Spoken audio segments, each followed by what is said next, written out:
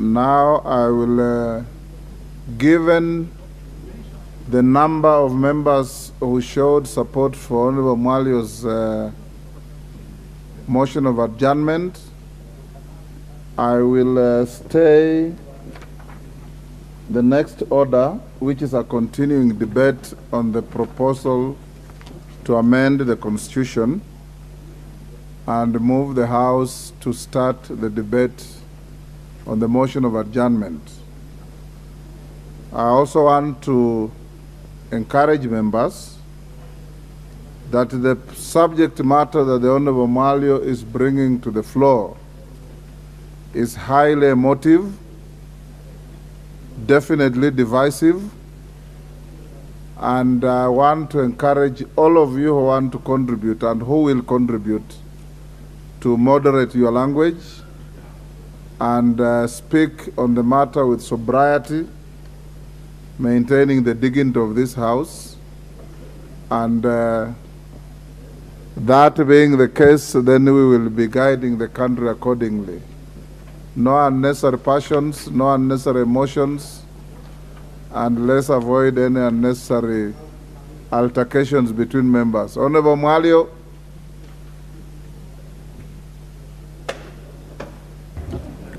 Thank you, Mr. Speaker. I would like to move this motion by giving a background of the events.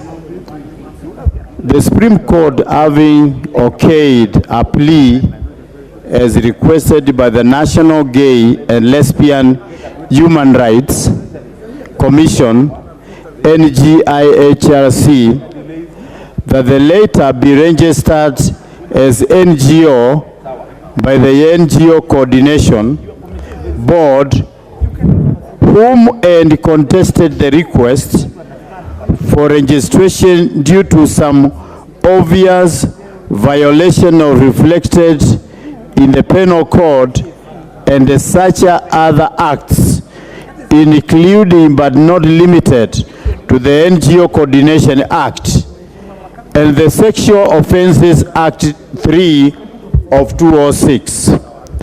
Since the decision was pronounced, there has been a public outcry regarding the moral course we are taking as a country. Our principles, norms, values, and the practices have never been anchored on undefined and uncharacterized sexual orientation for as long as our existence can be traced and documented. It is prudent to note and appreciate that all acts of unnatural sex acts and associations have been criminalized in the Penal Code Chapter 63 Laws of Kenya, as further read with the Sexual Offences Act number 3 of 2006. The ruling by the Apex Court presents an unforeseen avenue to open a floodgate of unprecedented acts and activities where groups and associations are likely to register their associations, citing existence of the very right exercised by the National Gay and the Lesbian Human Rights Commission. The same shall be cited as a legal procedure to argue reasonable grounds for such a registration.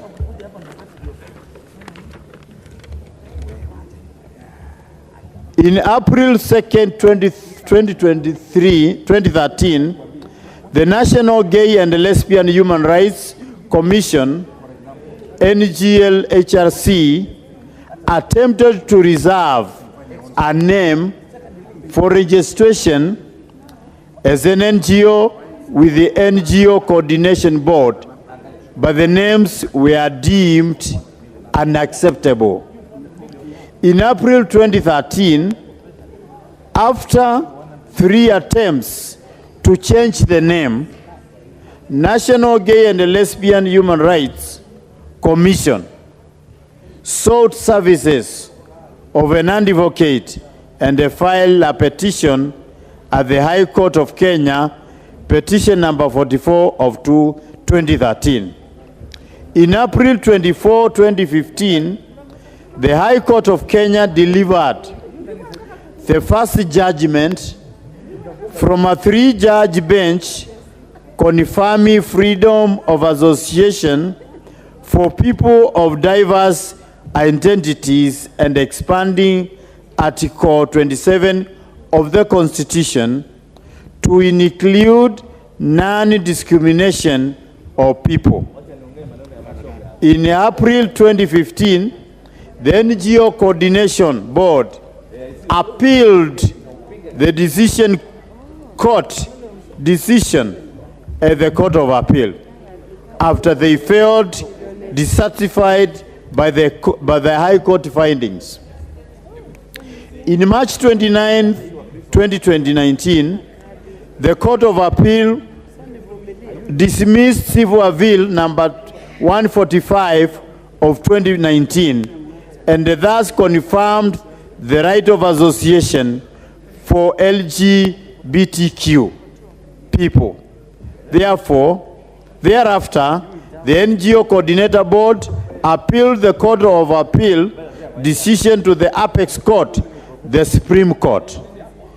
February 24, 2023, just the other day, the Supreme Court of Kenya affirmed the decision of the High Court and the Court of Appeal to allow the registration of National Gay and Lesbian Human Rights Commission as an NGO with the words gay and lesbian in its title. In conclusion, if this matter is unmitigated, we risk to inject bad morals in the society to the unfounded natural basis. This poses even greater danger to the schools-going children who are at high risk to adopt lifestyles which are erratic and contrary to their upbringing. In conclusion, the Bible says in the book of Genesis, chapter 1, verse 27 to 28, when God joined a man and a woman, he told them, multiply and fill the earth. Now, the question is, a man and a man, are they going to multiply and fill the earth? A woman and a woman, are they able to give birth and multiply as the Bible has said? Therefore, I want to move this so that we can be able to debate and advise this country and the people that elected us that we are not together with this judgment. Thank you, Mr. Speaker. Thank you, Honorable Mwalio. So that we can get the perspective of the other religion, may we have Honorable Mishi Mboko, the MP for Likoni and Commissioner. Asante sana Mheshimiwa Chair wa Speakers Panel. Mimi nataka kuunga mkono Mheshimiwa kwa sababu ya kuleta hoja hii. Na hoja hii naona imezua tumbo joto sana katika nchi yetu kwa sababu imeweza kugusa mambo ya maadili yetu sisi kama Waafrika na sisi kama Wakenya, sisi kama Wakristo, sisi kama Waislamu na hata zile dini za kijamii. Kwa hakika sisi tunaheshimu mahakama. Lakini kwa sababu tunaheshimu mahakama, hatuwezi pia kukubali hukumu ambazo zimetolewa ambazo zitaathiri jamii zetu. Tunajua hivi sasa kabla ya LGBT ama hawa wanaojiita LGBT kuweza kupata vibali vya kuweza kutengeza makundi yao na kuweza kutambulika katika taifa letu, kumekuwa na tetesi na athari nyingi sana za mambo haya ambayo yako kinyume na dini yetu na yako kinyume pia na tamaduni zetu. Kwa Wakristo najua katika Biblia tunajua habari za Sodoma na Gomora. Na katika Kiislamu pia katika Quran tumeona mambo ya Sodoma na Gomora. Sasa je, leo watu hawa tukiwapa kipao mbele cha kuwapatia nafasi ama kuwapatia jukwaa ambalo wanaweza kuendeleza mambo yao ambayo ni mambo maovu, mambo machafu, mambo ya dhambi, je, taifa hili la Kenya tutakuwa tunasonga wapi? Taifa hili tumezungumzia ya kwamba lazima tuangalie takrimu za idadi ya Wakenya zinavyoendelea, kwa sababu pia tumekumbwa na majanga mengi sana ya maradhi ya COVID, maradhi ya saratani na mambo mengi. Hivyo basi lazima tuangalie takrimu ya idadi yetu kupitia mazazi ama vile tunavyoweza kuongeza idadi ya Wakenya katika nchi yetu. Leo hii tunaambiwa ya kwamba watu hao watakuwa na uwezo wa kuwa na kundi lao, waweze kuendeleza hoja zao. Pengine swali tutauliza, wakiwa na makundi kama haya, hoja zao zitakuwa ni zipi? Swali litakuwa hoja zao ni kwamba sisi tumetengwa. Mumetengwa vipi? Wewe ukiwa Mkenya, ukiwa mke, ukiwa mume, haki zako zote za kimsingi ziko katika katiba na haki zako zimeangaliwa. Iwapo utasema ya kwamba tunataka makundi tutetee haki zetu, haki gani? Na kwangu mimi zitakuwa si haki, bali ni upotevu na ni madhambi makubwa sana ambayo tunataka kuyaidhinisha katika nchi hii.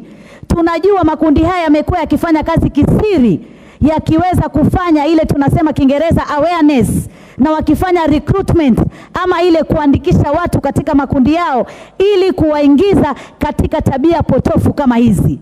Leo tukiwapatia ruhusa muafaka ya kisheria ya kwamba tumewapatia nafasi muwe na makundi haya ama majukwaa haya na muweze kuzungumza mambo yenu ambayo mnayahitaji, je, taifa hili la Kenya tutaweza kuwa katika hali gani? Mimi nataka kumuona kiongozi wa taifa hili akiweza kuzungumzia swala hili na akiweza kulikemea swala hili kama anavyosema yeye ni Mkristo ambaye ameshika dini sana. Na iwapo ni Mkristo kweli ameshika dini sana, tunataka kusikia sauti yake na tunataka kusikia sauti ya taifa zima la Kenya likikemea jambo hili. Tunajua tunazungumzia ya kwamba ulimwengu umebadilika na kwamba kuna mambo mengi sana lazima yawe yanabadilika, lakini hatutakubali kubadilika kiwango cha kwamba tutakwenda kinyume na dini yetu na tutakwenda kinyume na maadili yetu sisi kama taifa. Ukiangalia katiba yetu kuna sura ambayo imezungumzia maadili ya kitaifa. Je, katika maadili ya kitaifa mumeweza kuona mambo ya wasagaji na mambo ya mashoga? Pole, kwa sababu lugha hino pengine itakuwa ni lugha potofu, lakini ndivyo inavyoitwa Kiswahili. Kwa mwanamume itakuwa ni mashoga, kwa mwanamke itakuwa ni masago. Na tunajua watu hawa na katika haya mambo wanayoyafanya ni mambo mabaya ambayo pia yanatuletea maradhi. Sasa haswa kwa wasagaji, mambo wanayotumia na vifaa wanavyotumia ni kuleta saratani za kizazi katika kina mama. Na jambo hili hatutaweza haswa kulikubali. Na haswa iwapo watu wetu wataiga tabia hizi na ziwaingie katika nafsi zao, basi itakuwa mtoto wa kike hatapata mume wa kumuoa na mtoto wa kiume pia hatapata mke wa kumuoa, kwa sababu athari huanza polepole. Unapoona moshi ujue moto uko njiani waja, na wakati umefika moto, je, tutaweza kuzima madhambi hayo? Watoto wa kiume tunawaenzi, watoto wa kike tunawaenzi. Ndiposa Mwenyezi Mungu alipomuumba Adam na akamtoa Hawa kutokana kwa Adam, ili tuweze kuzaa na tuweze kuweka ulimwengu wetu katika hali ya usawa. Jamani, tunataka kusikia sauti ya rais ikikemea jambo hili. Tunataka kusikia sauti za mawaziri na vitengo vyote vya serikali na wabunge wenzangu tukemee jambo hili. Jambo hili likiwa, basi sisi tumeangamia na umma wetu umeangamia. Hatutaweza kuwa na watoto wa kike wala mtoto wa kiume, manake kama mtoto wa kiume atavaa kama mtoto wa kike, kama mtoto wa kiume atataka kujiiga mpaka tabia za kike ndo azifanye, je, sisi tutakuwa watoto wa kike na wa kiume? Hilo ni swala nyeti na natafakari ya babu. Tujiangalie, tujinasue, tujiulize kama taifa, hata kama tunataka kusaidika, lakini hatutaweza. Asante sana Mheshimiwa Mboko kwa maono hayo. Mheshimiwa Rindikiri Mugambi, mjumbe wa Buri. Thank you, Mr. Speaker. I study as a Christian and one opposed to this movement, LGBTQ. I am very uncomfortable because our social fabric has been now attacked by an institution that we thought will put into consideration the survival of our generations. Mr. Speaker, what we have seen from the Supreme Court, tomorrow we will most likely get some human and animal movement, because there are some human beings with appetite for animals. They will also go to court. And if there's being a case in court, it has sent some benchmarks. We should expect anything from our Supreme Court. Mr. Speaker, I join the other members because this is a very serious matter. They have no regard on survival of humanity in Kenya. This behavior is a foreign behavior. It's a behavior that is common in most affluent communities. It is not common in rural areas. It's not common in areas that we all know preach religion, whether Muslim or Christianity or Hindu. More than 90% of Kenyans worship God. This section of perpetrators of this funny behavior, they don't even constitute 0.00001% of our population. I thought from where we come from, the Chief Justice is a mother. The Chief Justice of Kenya is a mother. The justice in Supreme Court, they are fathers and brothers and sisters. We are asking, did they really do that, knowing for sure that this matter is going to generate a lot of heat in our circles? Mr. Speaker, I think time has come. We have to preserve our dignity as Kenyan. And we cannot allow, by whatever means, an institution in the name of Supreme Court, that the judges are telling us you can proceed and do whatever sexual orientation that you have because there is human rights. I think there must be a limitation on human rights and association. I'm not a lawyer, Mr. Chairman, Mr. Speaker, you are a lawyer. But I'm sure in your understanding, that judgment did not take into consideration the implied expectations of majority of Kenyans. We ask that the Supreme Court reviews its judgment. We ask the Supreme Court to listen to the majority of Kenyans. We ask the Supreme Court to look at what the Constitution provides in terms of the human rights. This matter has been learned there for many years. It's only this Supreme Court, which are history of making funny judgment. they are brought to us. The Chief Justice of the Republic of Kenya, Mother Koome, please go back again and look at that. You have condemned our society. You have condemned our lives for our children. You are telling us any Kenyan can do anything. It's a shame. It's a shame. It's a shame. I am ashamed. I am ashamed by the decision of the Supreme Court. And we must condemn this. And we must, if there is anything that should bring us together, is this. I'm also waiting for Baba to make a comment on this. Thank you, Honorable Ndikiri, for urging everybody to make a voice on this, even as you do so. Honorable Wilberforce Oundo, MP for Funyula. Honorable Speaker, thank you for this opportunity. Honorable Speaker, thank you for my colleague for bringing up this motion on the floor of the House. Honorable Speaker, I'm a Catholic, born Catholic, and that I must declare my interest from the word go. And as Catholics, our dogma and the teaching is expressly clear on sexual orientation. There could be other Christian sects that have got a different view about this matter, but as our Catholic, that's my foundation. Starts from there. Honorable Speaker, in the book of Leviticus,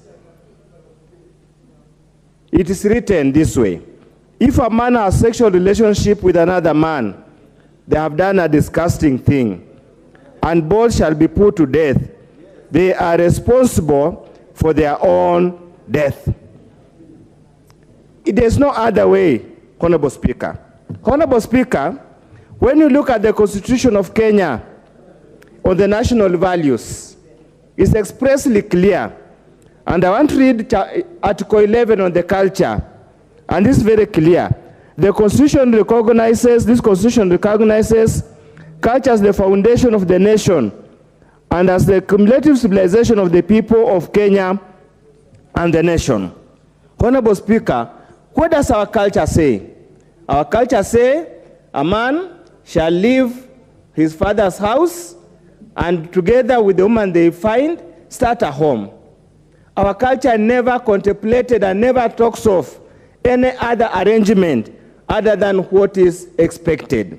Honorable Speaker, again in the same book of Leviticus, it says, any man, if a man has sexual relations with an animal, he and an animal shall be put to death.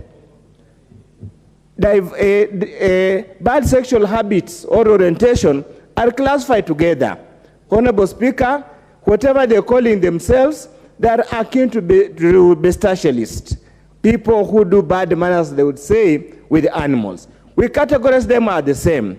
Honorable Speaker, many of us were alarmed, were flabbergasted beyond recovery when we heard that Supreme Court ruling. And Honorable Speaker, we have been very suspicious of the current Supreme Court. And indeed, our fears have been confirmed. It is indeed, Honorable Speaker, probably might look at it the way the Supreme Court in the US is structured, so that we find a balance between alarmists, between members who simply want to destroy this society, and those of us who values the culture of the people of Kenya. Honorable Speaker, honestly speaking, I do not even understand it. There are some things that are beyond my understanding, regardless of my level of education and exposure. I cannot understand how a reasonable man, a sane man, can leave a beautiful woman. And if there's anything that God created, the best thing in this world, in the eyes of a man, was a woman. I cannot understand how a man can admire another man.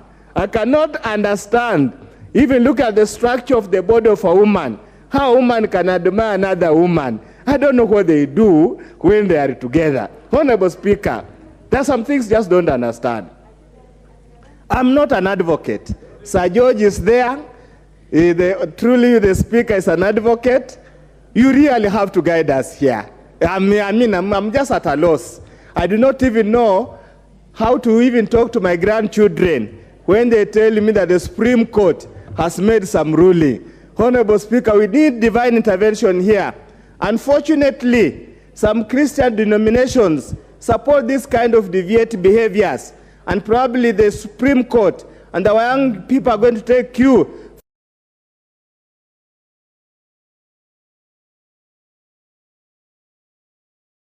Allow man and a man to attend a wedding. May the Almighty God strike them dead before sunrise. Thank you, Honorable Speaker. Does the Leader of Majority want to contribute? Proceed, sir. Thank you, Honorable Speaker. Yes, indeed, I want to contribute, Honorable Speaker, because this is a matter not just of faith, but also touches on our national morals, values, and our culture as a people. Let me just say from the onset, Honorable Speaker, I am a Presbyterian because I heard the member for Funyula say he's Catholic. I am member number 39 in Gikambura district of the Presbyterian Church of East Africa, the Reverend Musagetao Church. And Honorable Speaker, those who advance those things, I don't even want to mention them, Honorable Speaker, have their own countries and they have their own cultures.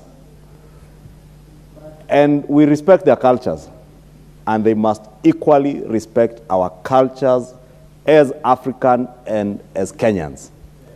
And nobody should imagine that you can force down the throats of Kenyans alien cultures that are alien to our nationality and our being African, Honorable Speaker. The issues, Honorable Speaker, that the Supreme Court was addressing itself to, and I really want to avoid going for the Supreme Court in any manner because they have a duty and an obligation under the law to interpret the Constitution in the best way they think it should be interpreted. And I think even in the Supreme Court, opinion was varied. It's only that the majority decision had their say, but the minority also had, majority had their way, but the minority also in the Supreme Court had their say. And I want to identify myself with the opinion and the views of the minority in the Supreme Court, Honorable Speaker. That we shall not allow, and we must never allow our country to take up alien ideas, alien cultures, because we are a country that tends to copy a number of few things, good things, few from those other cultures. Honorable Speaker, our laws are quite clear. Our penal code still has outlawed issues to do with homosexuality. And therefore, Honorable Speaker, it was absurd that a good number in the Supreme Court did find it fit to allow a habit or something that is already outlawed under our laws, that you could now allow people to associate. What happens tomorrow, Honorable Speaker, if all the pickpockets in our streets decide now that they have rights as pickpockets and they want to form the Association of Nairobi Street Pocket Thieves, or even robbers, bank robbers? Tomorrow, robbers may decide that we have certain rights under the Constitution, the right to association. But, Honorable Speaker, the Constitution also says that your rights are limited. Majority Leader, would that be the Bank Robbers Association of Kenya region? It could be the Bank Robbers Association of Kenya, or rapists. Tomorrow, you may find rapists saying that we are the Association of Rapists of Kenya, and we have the right to do whatever we want to do with whoever we want to do it, Honorable Speaker. And they could argue that out in a court of law and say they are guaranteed of their right to association and freedom of association, Honorable Speaker. But we must also know that our Constitution also limits everybody's rights, and especially where your rights also, in a way, overstepped to interfere with my rights. And we have also to enjoy our religious rights, our rights to worship, our rights to our own cultures.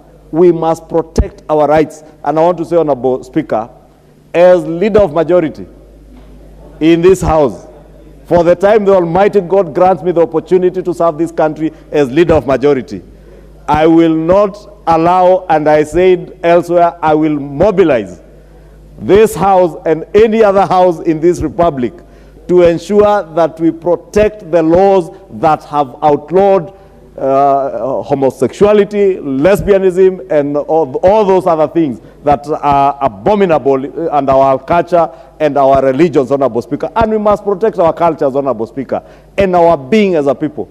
If there is anything I agree with our good friend, President Yoweri Museveni.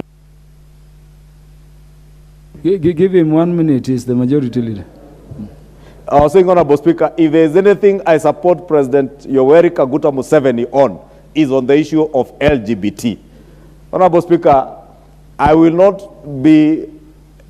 go to the extreme in how you deal with them, but we must be forthright as a nation to protect our own cultures, our religion, and our beliefs. And we must not allow those countries from the West who believe in those things, let them believe in whatever they want to believe in, but they must not force us to believe in the things they believe in. They must also respect our culture, our religion, and the things we believe in, but not shove things down our throats, that things we don't believe in. And we want to raise up our children in an upright country, in an upright society, Honorable Speaker, where our children will enjoy to grow the way we grew up, with morals, with good ethics, Honorable Speaker, and in a country that we can all be proud to raise our kids in, Honorable Speaker. With that, I support the Honorable Mwalio and this motion. Thank you. Thank you, Majority Leader. Honorable Farah Malim. Mr. Speaker, I don't know where the world is going to. Mr. Speaker, this is abominable. It's a decadent, it's an obnoxious behavior. I wish I had Babu Owino here to give me all those adjectives that he normally uses for these things.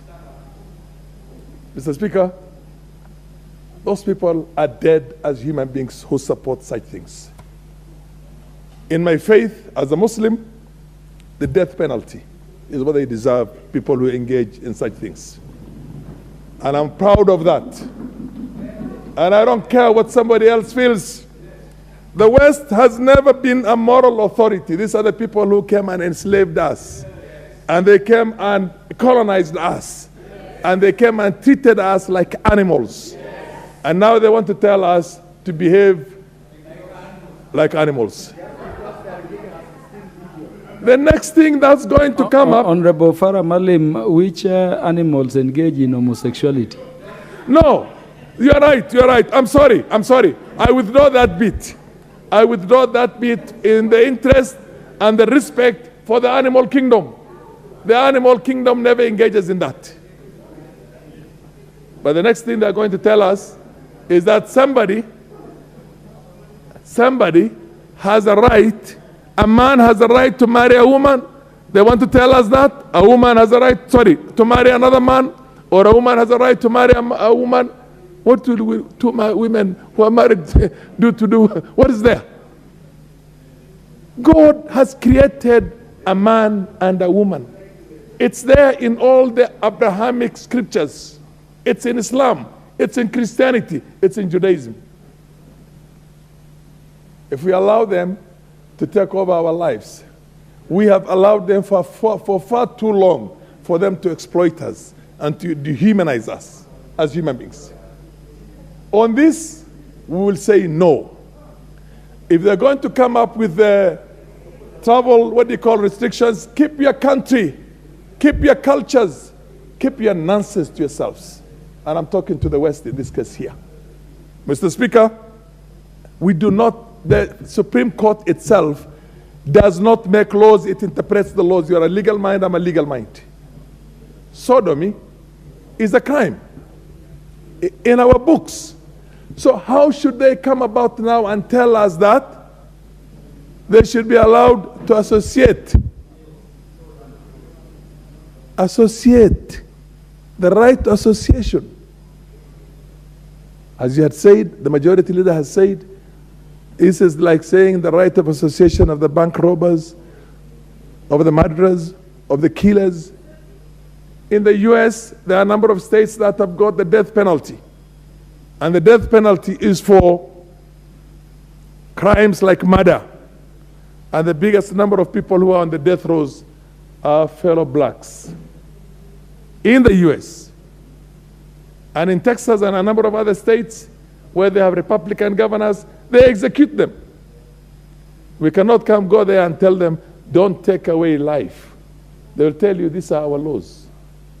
Mr. Speaker, not only shall we come with a motion of censure on the Supreme Court itself for trying to legislate from the bench, instead of interpreting the laws of the country, they want to legislate from the bench by trying to look politically correct with the Western world.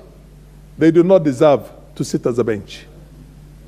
There is need for us to bring a motion on here to ask them, where did you get this piece of legislation? Here is the act that criminalizes homosexuality.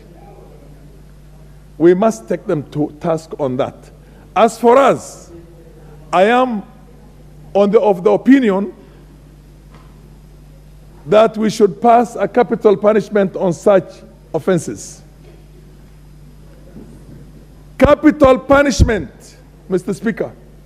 They have their own capital punishment on murderers, on other people. Most of them are blacks who have been framed in the US, and we cannot interfere in their laws. They go on killing those people there because they say they committed murders. Here we are telling them this thing is worse than murder for us in our cultures as Africans, as black people, as Mr. Speaker, can you give me 1 more minute as a ranking member and the former deputy speaker? Or 2 minutes for me, actually. And we have a right. Honorable Farah Malim, the speaker has not spoken. Oh, okay. You have 2 minutes. Thank you, Mr. Speaker. Mr. Speaker, we take charge of our own destiny. We take charge of our own. They are going to legalize marijuana. They have legalized, what do you call anything? Very soon they're going to legalize the drugs that are going to destroy our generations and children in here. It is, in my very humble opinion, that we take charge of our countries. We are independent. We are a sovereign state. We have our cultures. Our cultures do not conflict. African cultures on some of these fundamental issues are the same. It doesn't matter whether you're a Christian or a Muslim or you're a traditionalist. We all have a common culture on such things. It's my opinion, my humble opinion, that we should change that piece of act itself and prescribe capital punishment for people who can be proven to have engaged in this kind of things. When I say capital punishment, Muslims, where there's a serious Islamic states who follow their own scriptures, they carry out capital punishment on them. They do not deserve to live. In my opinion, humble opinion. They should be, yes, indeed. The next thing they're going to come to us is say that one has to has the right to marry a dog. Or one has the right to marry an ape. Or anything. Just imagine a day in which somebody will come and say that this goat is my wife. Or this, what you call ram, is my husband. And this is my right of association. I've chosen to have this as a husband. And a woman will come. That is the direction in which they're going. We're not going to be part of that. The earlier we put our foot down, they give us nothing. They only take away things from us. The earlier we put our foot very hard down and say, on this, no, the better. And I commend such countries like the president of Uganda, Yoweri Museveni, the president of Malawi. Of course, Mugabe was one guy who called out these things many years back and told them, these are nations of gays and what do you call lesbians, and these are not people that we can talk to. It's something we frown upon. We see them as subhumans. How does a subhuman tell you what to do and how to live in your own lives? So we must be able to stand on our own grounds as a continent, as the leaders. We are the leaders of this country. That should never be allowed. They should never, ever be allowed to bring this decadent, obnoxious, un-African culture. Support. Thank you, Honorable Farah Malim. The Chair of Justice and Legal Affairs Committee, the Honorable Gitonga Murugara, the MP for Tharaka, Thank you. is in the House now that we are talking about the Supreme Court, I think. Yes, absolutely. Thank you, Mr. Speaker. Sir, allow me to also voice my concerns about this decision. And from the outset, say we are not, as a House, attacking the Supreme Court. But we are expressing a totally differing opinion with what they rendered. That we speak, we may not speak as a court, but we speak on behalf of our own people who have elected us to represent them here. And therefore, our voice is the voice of the people, while their voice was actually the voice of the court. Mr. Speaker, I agree with the sentiments expressed by yourself and others that this is a decision that should not be left to stand in our books. We should move with speed, bring together the Supreme Court judges, the 7 of them, and let them listen to us as lawyers as we urge them to review the decision and set it aside.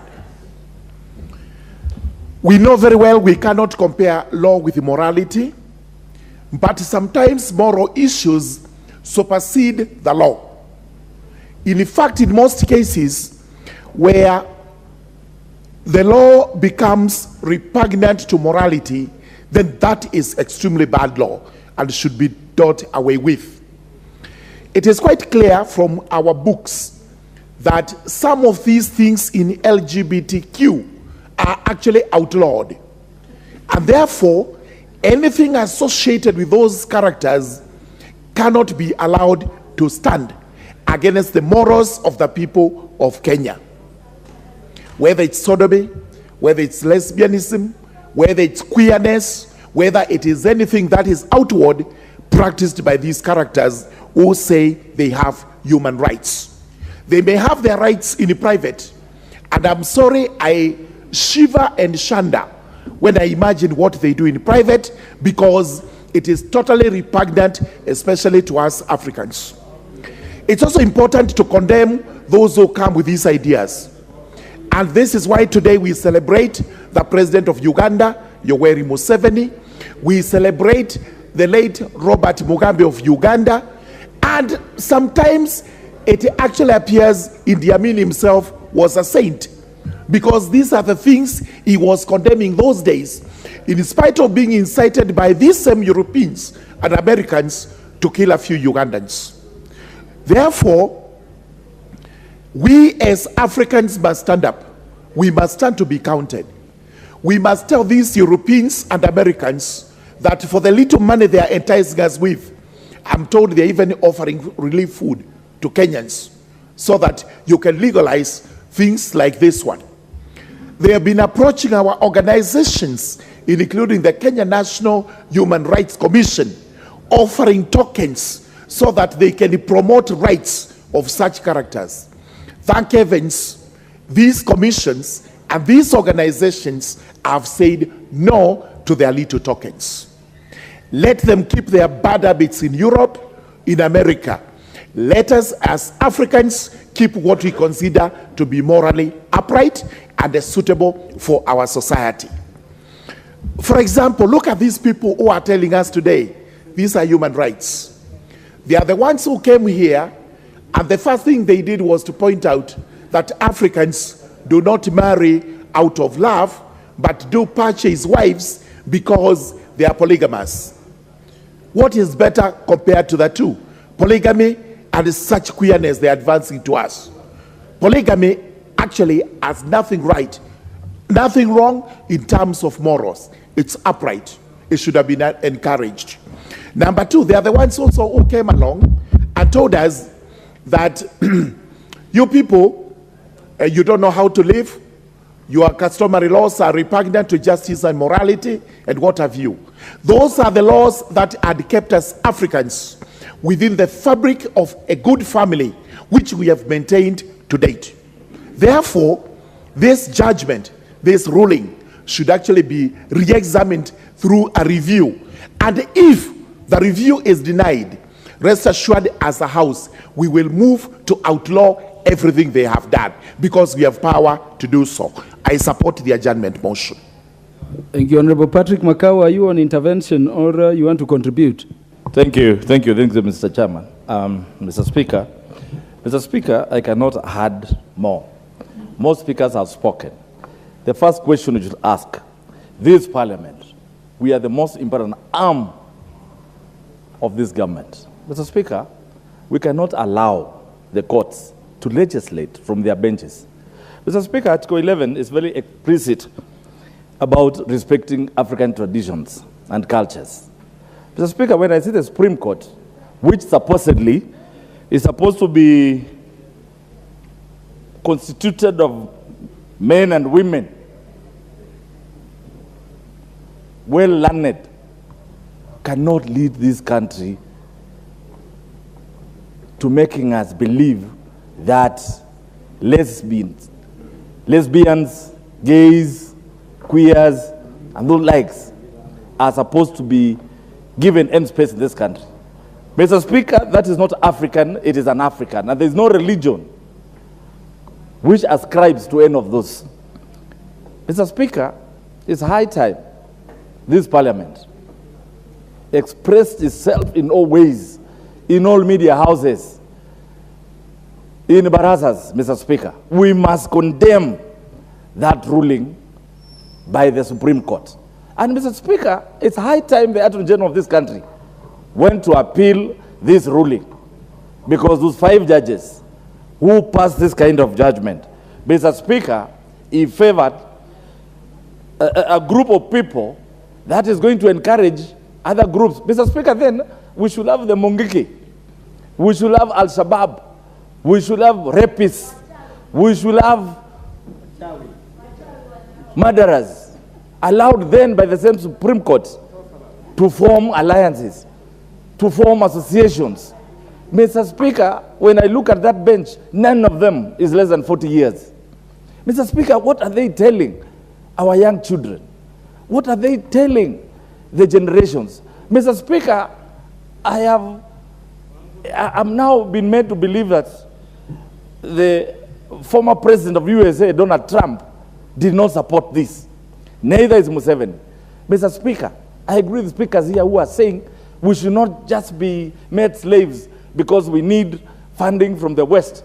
Mr. Speaker, this thing of us being told to, before we are given money from IMF, from World Bank, we must admit, we must accept these laws. This is strange to us. Mr. Speaker, we must tell them, I know they force us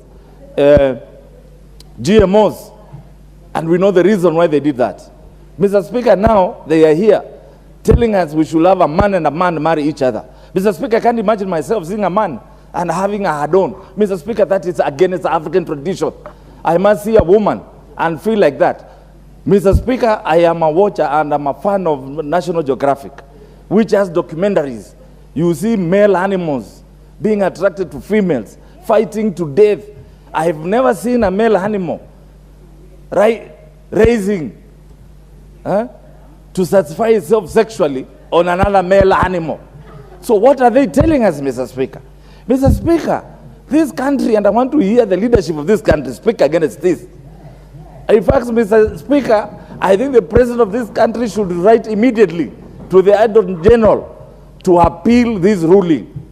It cannot be bearable. Yes, Kenya is a Christian nation. It has Muslims.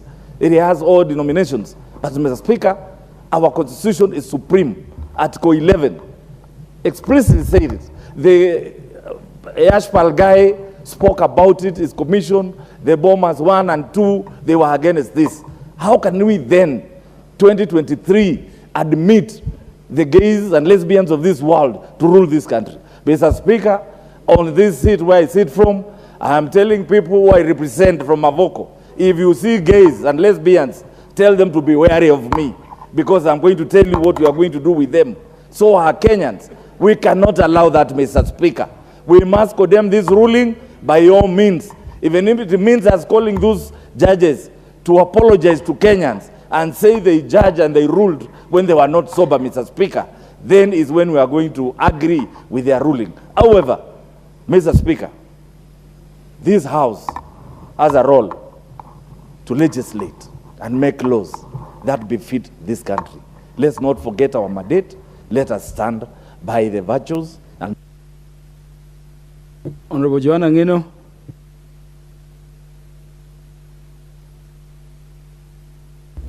Speaker, thank you also for allowing me to ventilate on this. I just want to say from the onset that Article 1 of the Constitution, which talks about the supremacy of the Constitution and supremacy of the people, when it talks about the supremacy of the Constitution, it says clearly that this Constitution is supreme to any other law. And no law, including customary law, is superior to the Constitution. And any other law that is actually trying to supersede the Constitution is null and void. Mr. Speaker, when you talk about the customary law, it is the same as talking about any other law that is created in this House. We are the people who do the laws of this land. We amend the laws, we create the laws, but if that law goes against the Constitution of this country, Mr. Speaker, it is declared null and void. Same case with the laws which are made by the courts, whether it is a magistrate's court, whether it is a high court, whether it is a Supreme Court, whether it is a court of appeal. Whenever they pass any judgment, most of their judgments are deemed to be precedences, and they are used in courts or other courts as a law. So, Mr. Speaker, the ruling by the Supreme Court, whichever way it was, has gone against the Constitution, Article 11. And therefore, it means that judgment which was made by the Supreme Court is null and void because it is against the Constitution. And there is nothing else we can say about it. We will still consider in this House that that law never existed. That judgment was never made. We just consider it as if there was nothing done. As if the Supreme Court judges, if there was 6, if there was 7, they sat in vain. Whatever the decision they made in that particular judgment, it was done in vain. Because Article 11 is very clear. No same-sex marriage is allowed in this country. No same-sex relationship is allowed in this country. No same-sex penetration is allowed in this country, Mr. Speaker. And therefore, when these particular courts declare or presume to be making a declaration that they are making a judgment, they are giving a ruling that we allow these people to have a relationship, we allow these people to look at one another, we allow these people to have some association. Mr. Speaker, that is going contrary to the Constitution. And therefore, Mr. Speaker, I would want to say, just like what my senior said, do we need to tell these judges to revoke? Do we need to create what we call review? Or do we need to pass in this House, Mr. Speaker, because there was, and I don't want to preempt, there is an intention by a member to pass a law, to bring a law into this House, Mr. Speaker, that will illegalize any act of either association, either penetration, either marriage, on all these people who call themselves, I don't know, gay, I don't know, lesbians. Mr. Speaker, I think we will pass that law with Godspeed. And it will be now upon the courts to make a decision whether that passage of that law or whether that law is against the Constitution. We are waiting for that time. We are really waiting, Mr. Speaker. And I don't know if some of these decisions are based on whatever these people want to give to our country. Some of us may not want to be beggars. Some of us may not want to be to sell our birthrights. Some of us may not want to exchange our humanity with money. We want to tell the Supreme Court, read the Constitution, Article 11, same-sex marriage is illegal, same-sex association is illegal, same-sex penetration, Mr. Speaker, is illegal. I thank you very much. Honorable Jackson Kosgei, nominated MP.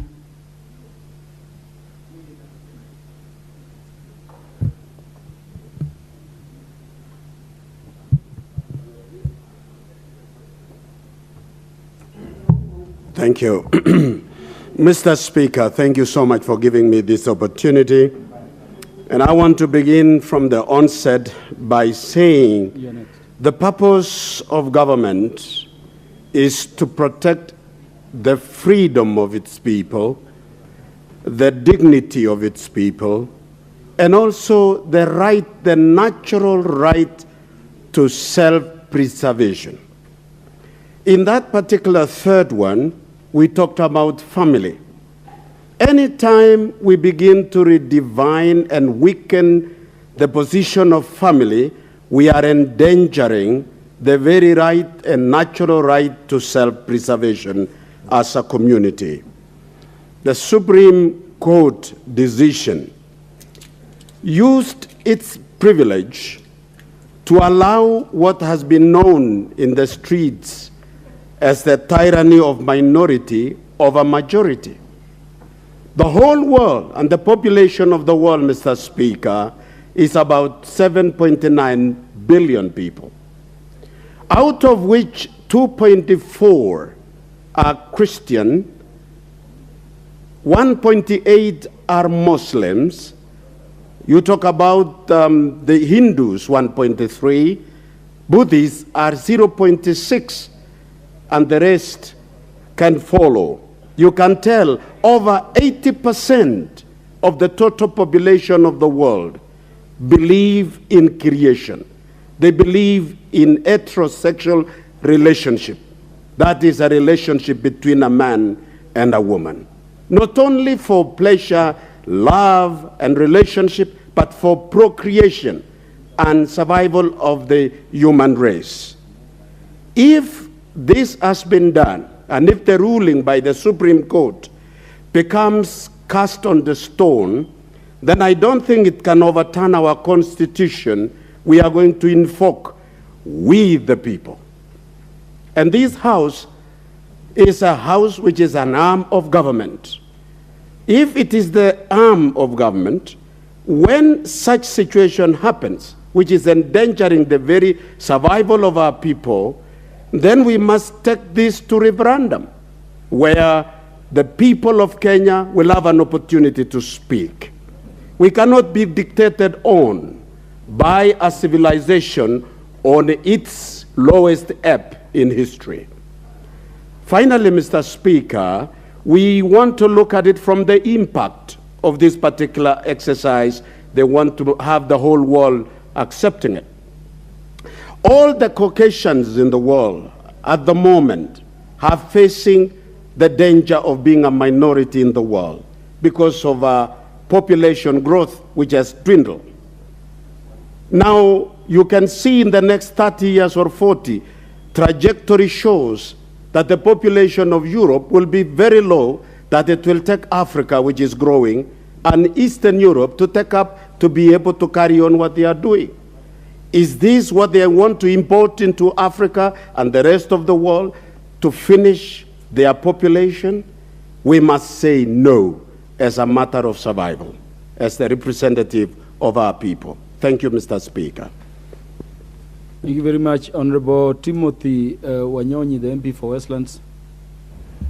Thank you, Mr. Speaker, for giving me a chance also to speak on this motion. Mr. Speaker, if I asked you, what do you call this thing in your mother tongue?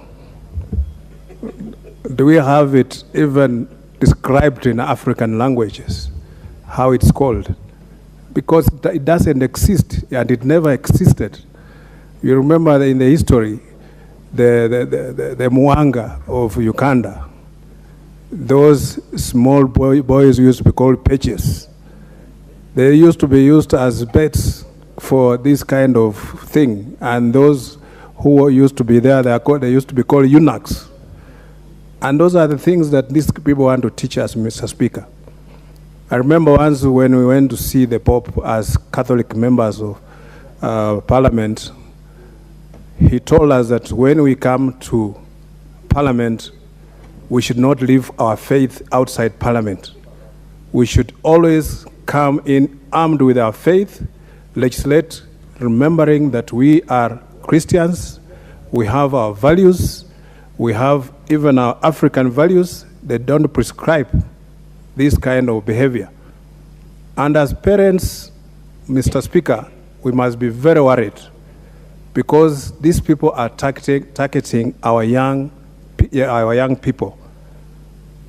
Because this thing is infiltrating in our colleges, in our higher learning institutions, and this is the thing that they are trying to do. We remember, Mr. Speaker, in the last parliament, or maybe the 10th parliament, the 11th parliament, Mr. Speaker, there was a member who attempted to introduce a bill that was prescribing some of these things to protect the rights of people or who want to marry people of the same sex. And Mr. Speaker, we realized that and we rejected it. So, Mr. Speaker, what the Supreme Court has done is like they are making judgment not for our society, not for this nation, disregarding everything, and they want they want us to believe that this ruling is for the right of these people. How do we recognize an amorphous group that is not even recognized in our laws, in our constitution? We cannot do that. Or the right of association, Mr. Speaker, you remember there was a group from South Nyanza that had demanded that they wanted to be recognized, that night runners be recognized as a sport in the Olympics. Mr. Speaker. And you can see Honorable Karoli Omondi is laughing because he knows where those people come from. Yes, Mr. Speaker, and many other groups will come on board and start demanding for their rights, that let us be recognized because we belong here, we belong this, and on, Mr. Speaker. And we continue like that, then we'll find ourselves wiped out from the face of the earth. If we cannot procreate, Mr. Speaker, then there will be no future generation that will come in after us. In Europe, Mr. Speaker, we are having the older generation. It's more than the younger generation, and they're having a very huge gap between the older and the young people. So what we must do, Mr. Speaker, we must guard ourselves, we must protect our culture, we must protect our children, and Mr. Speaker, we must say no to anything that is going to destroy our values. Mr. Speaker, thank you for giving me a chance to speak on this motion. Thank you. The Honorable Yakubu Ado, MP for Bura constituency.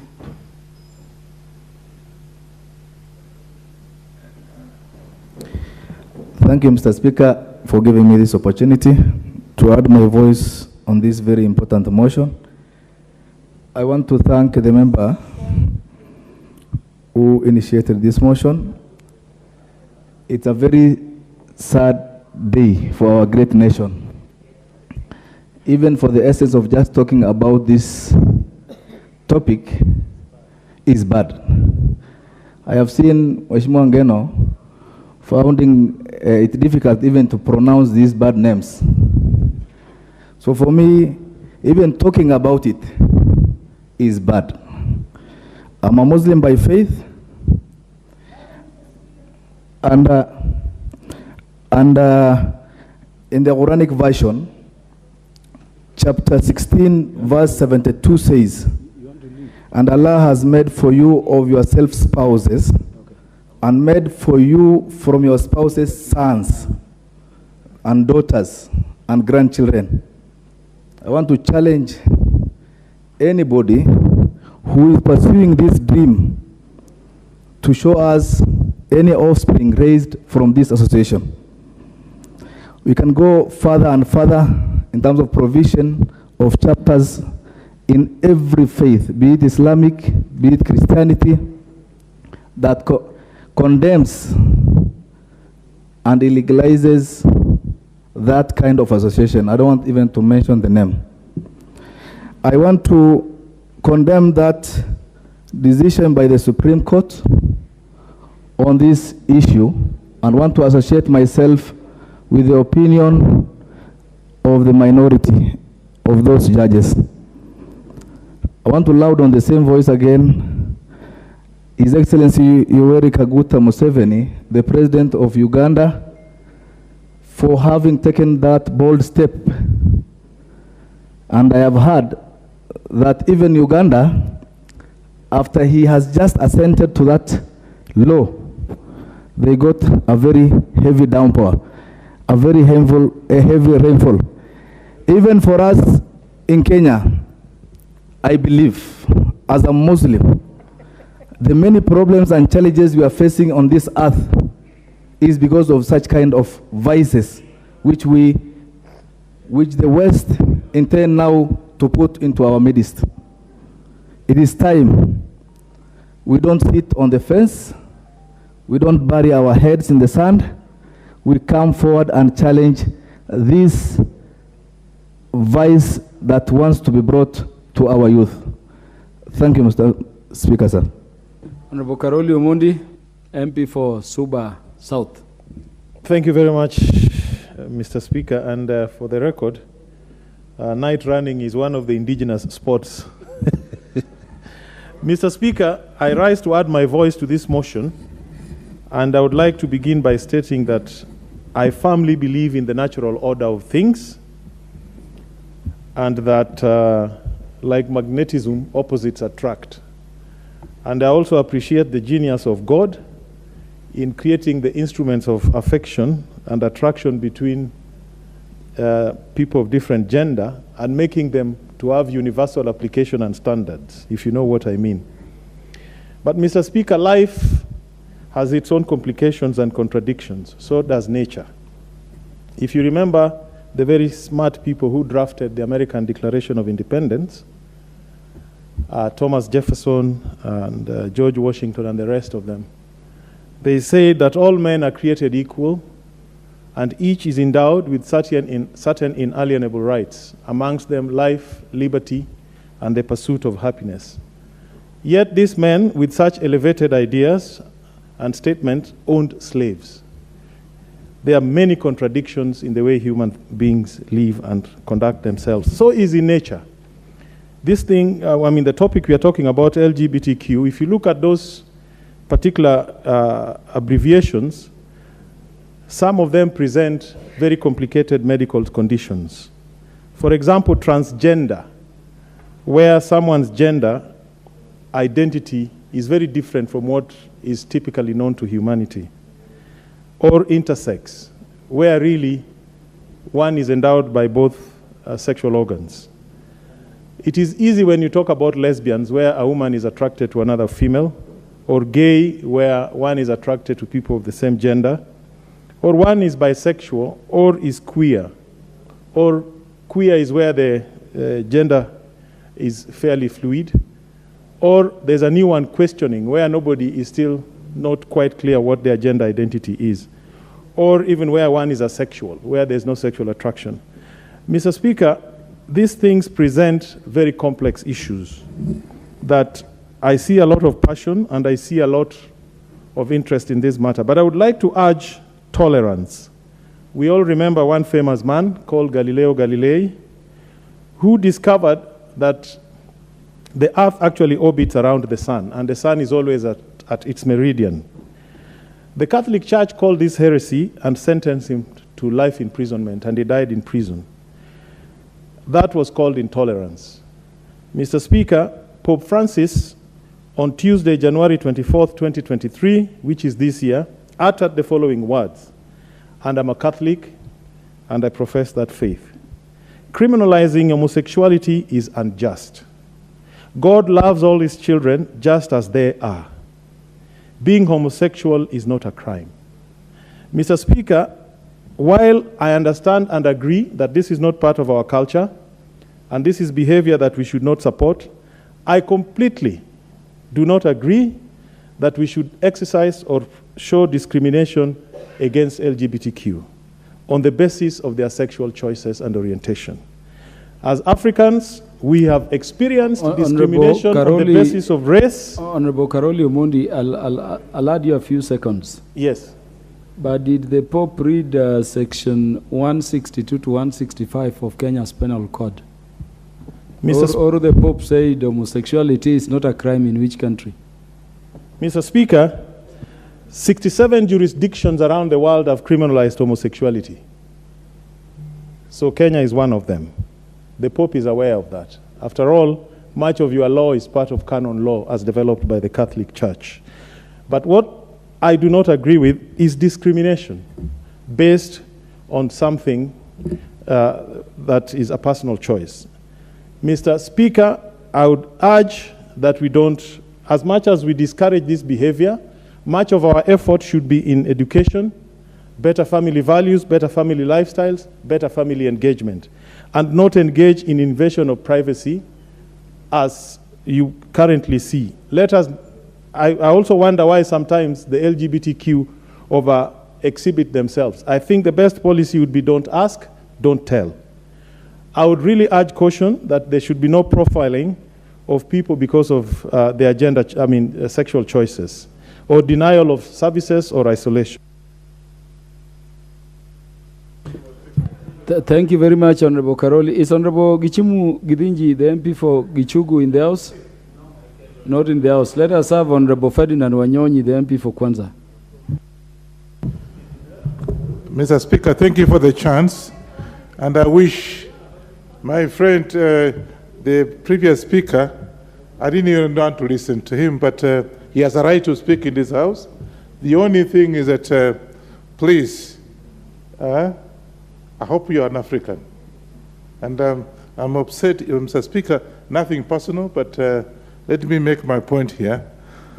That somebody says is right.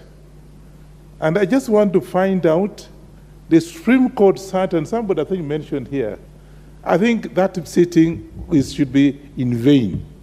We should not even talk about it. I don't even know how I'm going to talk about, when I see that in the newspaper, I normally remove that page and throw it away because my children may just read what is actually being written there. And I don't like that because I'm an African. Please, we are Africans. We are not going to be here importing cultures that don't even make value. There's African culture, there's a European culture, but now how do we now, the whole, and I think, I'm not a lawyer myself, I'm an economist, I want to be told by the lawyers in this House that the Supreme Court judges are Africans. And I think there's something they missed. And therefore, for us to be sitting here to discuss about this, it's an abuse of the culture, which has brought me to where I am today. And for heaven's sake, this should not even waste our time here. And I want the lawyers in this country, in this House, because we make laws in this for the prosperity of this country. We are not just going to take something because a white man has said that this is good there. For heaven's sake, Mr. Speaker, I want to take this opportunity and condemn that ruling by the Supreme Court because these are Africans, and I want to ask whoever she is, the Supreme Court judge is here, I hope she's listening to us, she follows this, that was wrong. It was just because she want to pass time or not have you and get her salary, that's different. There are more important issues than that. So, like sodomy, for example, in my culture, is criminal. You don't expect somebody to sleep with another man. There are beautiful girls out there and women. How would you go and sleep and persuade a fellow man? And then you say it is illegal? My good God, please save me from this. I want to take this opportunity and ask the lawyers in this country to condemn that, and that discussion, that meeting that they had is just in vain. And I want us to discuss other things. I wish, Mr. Speaker, that I'm the last person here and we talk other business because that is unheard of. We know that happens in Europe. We have been in Europe, we have been to Asia, we have been in whatever, but that kind of behavior, even in Europe, whoever is saying is right, is not right. So, Mr. Speaker, I do not want us to talk about it because that's importation of culture. Africans are proud of having their own culture. And for us to have this in this country, Mr. Speaker, please spare this country, spare Kenya. I'm part of Kenyans, and I do not want to hear this kind of thing. And I hope that I'm going to be the last speaker on this because we have better business in this house to discuss, and discussing about things that cannot even make sense at all. And I want to take this opportunity to ask His Excellency the President of the Republic of Kenya, His Excellency, please rule this out of order, rule this out, so that talk about it.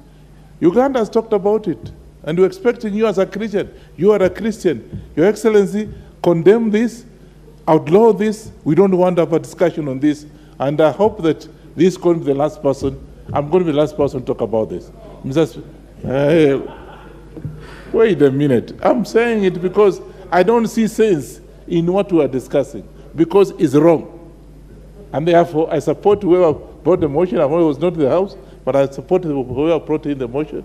And I look forward to His Excellency making a comment on the same and condemning whatever said that we can, that somebody's right to do whatever he wants to do, like my colleague has just said. You get out of the House. No, I didn't say anything. I simply said you're a good friend. Honorable, I support. Honorable Ferdinand Wanyonyi is making these passionate presentations with the wisdom of the past. Honorable Joshua Kimilu. Thank you, Mr. Speaker, for giving me this opportunity, Mr. Speaker.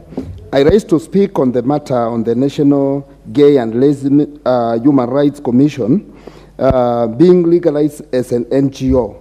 Mr. Speaker, as permitted by the Supreme Court of Kenya ruling on February 24th, 2023, Mr. Speaker, while the court ruling has opened the door for registration of this organization, it is important to note that the decision has sparked public outrage, and understandably so.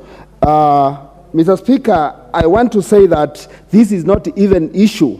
As Kenyans, we need to listen, to sit down and listen about it, because it's against the law and against the culture and the values of our country, Mr. Speaker.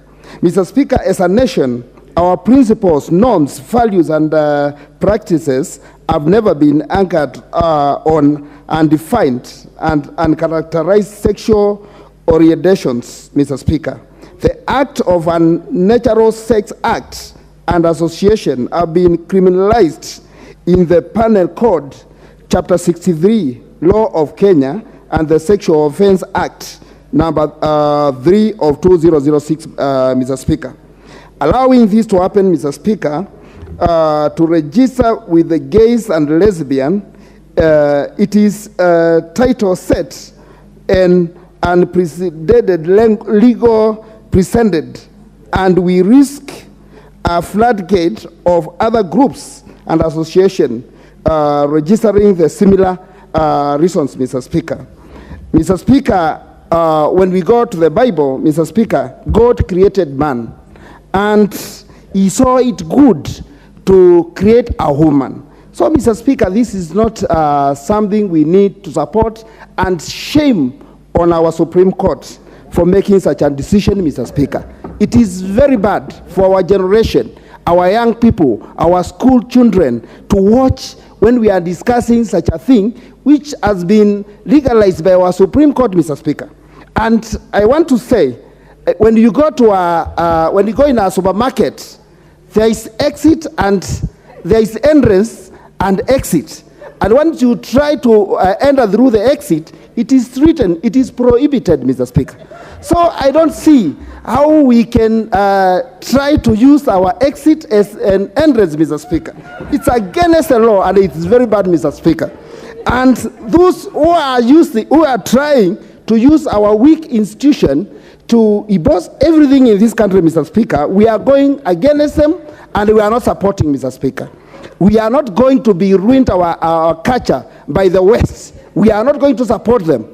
If they cannot give the donation to Kenyans with this condition, let them not give it to us, Mr. Speaker. We can stay without it, Mr. Speaker, because how can a country like Kenya, a Christian country, indulge in such an act, Mr. Speaker? And I want to urge all the preachers, bishops, church, to stand firm on this issue, Mr. Speaker. We need to condemn it, right, left, center, Mr. Speaker, because we need to take care of our coming generation.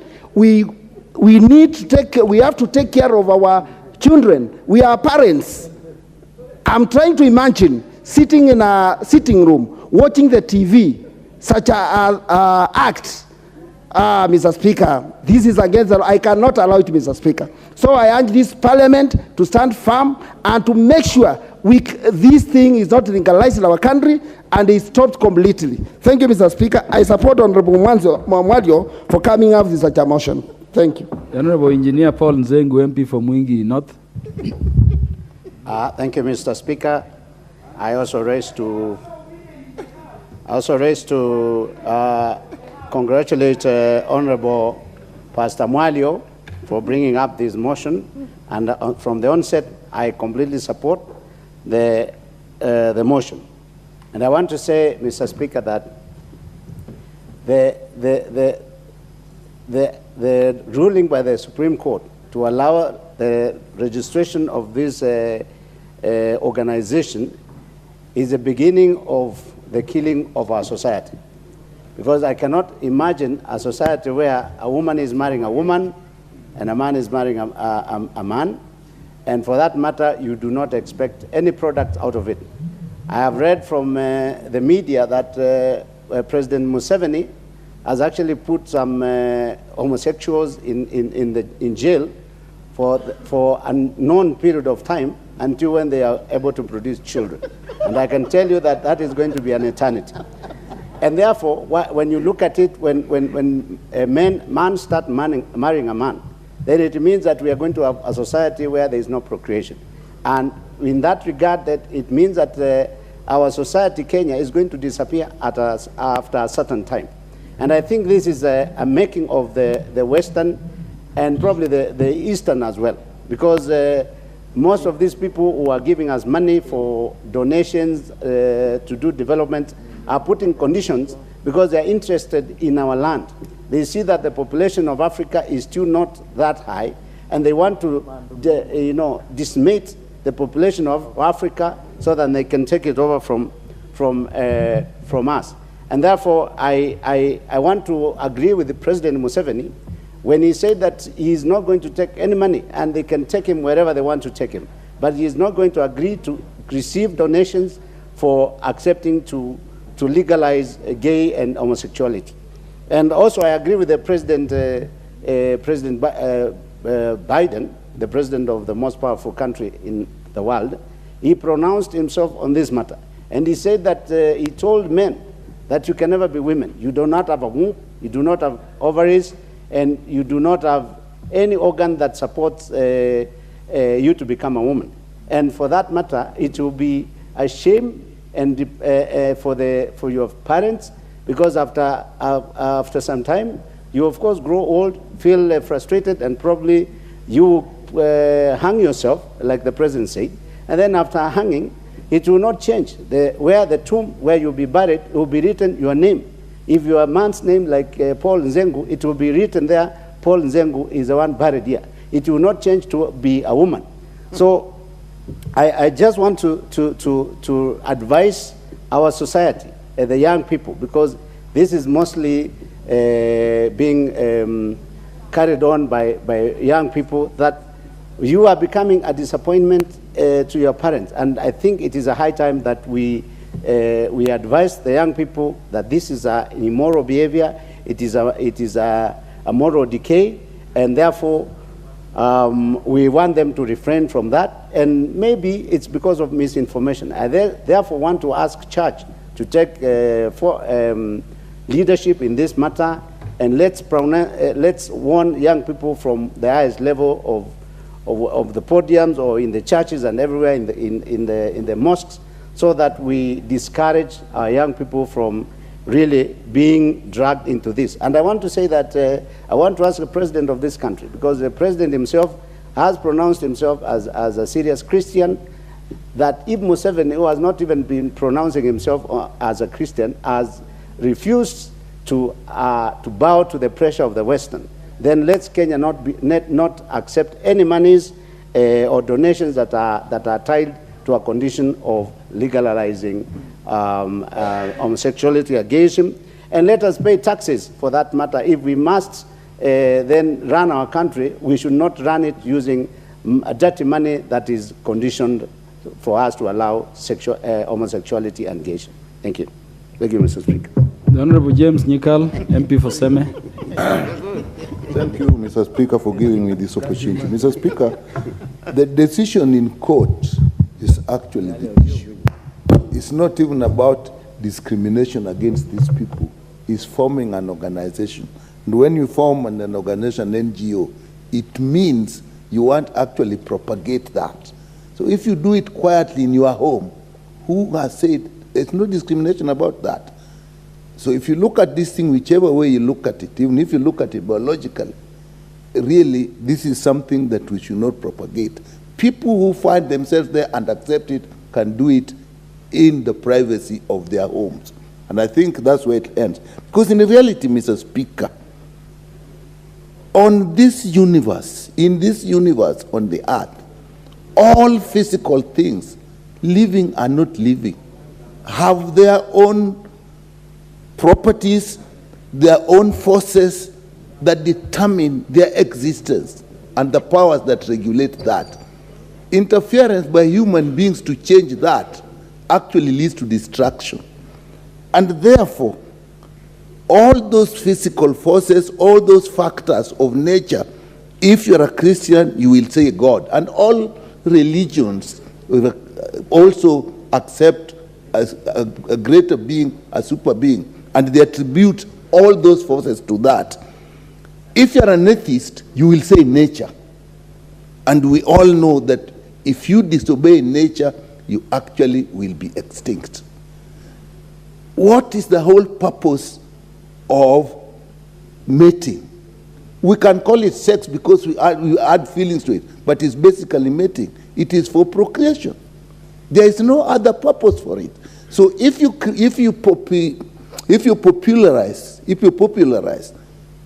promote a mating that actually does not lead to procreation, eventually in the end that is destructive.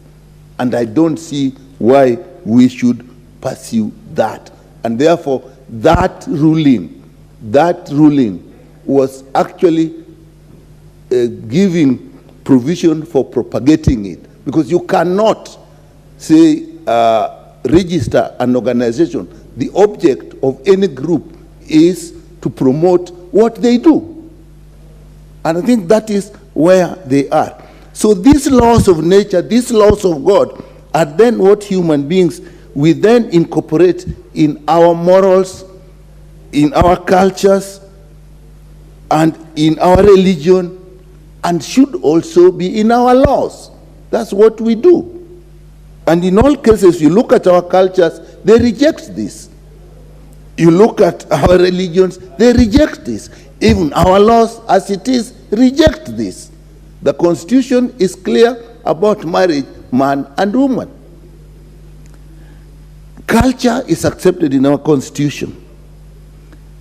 Our laws are unnatural sex is illegal. So what is the argument? I cannot understand, I'm not a lawyer, the argument of discrimination when people want to propagate something which is not acceptable to all. I think our rights stop where other people's rights also begin. So in this case, I don't see what the discrimination was about. So I don't think there's any discrimination and the lawyers that actually, the judges that pass this, in my view, I do not agree with them. Really, in life, it is those laws of nature, even when, however educated we are, professions, law, engineering, all these things, what they're studying are the laws of nature by which we live. We cannot defy these laws. Mr. Speaker, just let me one thing. Have we not even observed the body of a male and the body of a female? They are different. The breasts, as much as we are probably sexualized the breasts, the main thing about it is actually the feeding of the babies. You look at the hips. We all look at ladies when they have big hips. What is it all about? It's a big pelvis that is for easy delivery. So we now want to actually, that is all. God is so smart that what we admire must promote babies. Give Dr. Nyikal, because of special expertise, 1 more minute. Well, I think if that is what you want, I can go a little bit. The truth is, Mr. Speaker, if you look at ladies, what we admire most is probably the busts and the hips. And if you look at it, what are the breasts for? For the survival of a baby. Big hips mean a lady has big pelvis and is likely to give birth without problems. So everything in nature, in terms of mating, is about procreation. Leave it at that, Mr. Speaker. I do not agree with the decision of these judges. The Honorable Mboko Milemba, MP for Mwaya. No, I come to Parliament very early. Take care of myself. And in fact, I want to caution some of the new members who imagine that we speak simply because we are here. I would come very early, I would feed in my card. And that's exactly what I do. And you'll still see me, even in the previous Parliament, I sat there. And that's what I was. And I still continue being that. So just be early in the House. Honorable Speaker, the Constitution is supreme. And in its Article 1, it says that all the sovereign power belongs to the people of Kenya and shall be exercised only in accordance with this Constitution. But 2 is very important, Honorable Speaker, that the people may exercise their sovereign power either directly or through democratically elected representatives. That is where I will begin and end. That the Supreme Court judgment, if it is not in line with this Article 1 and 2, then it's null and void. And be that as it may, I hear the voices from members who have spoken here, the media, the clergy, and other people in this country pronouncing themselves on this. This then indicts the Supreme Court.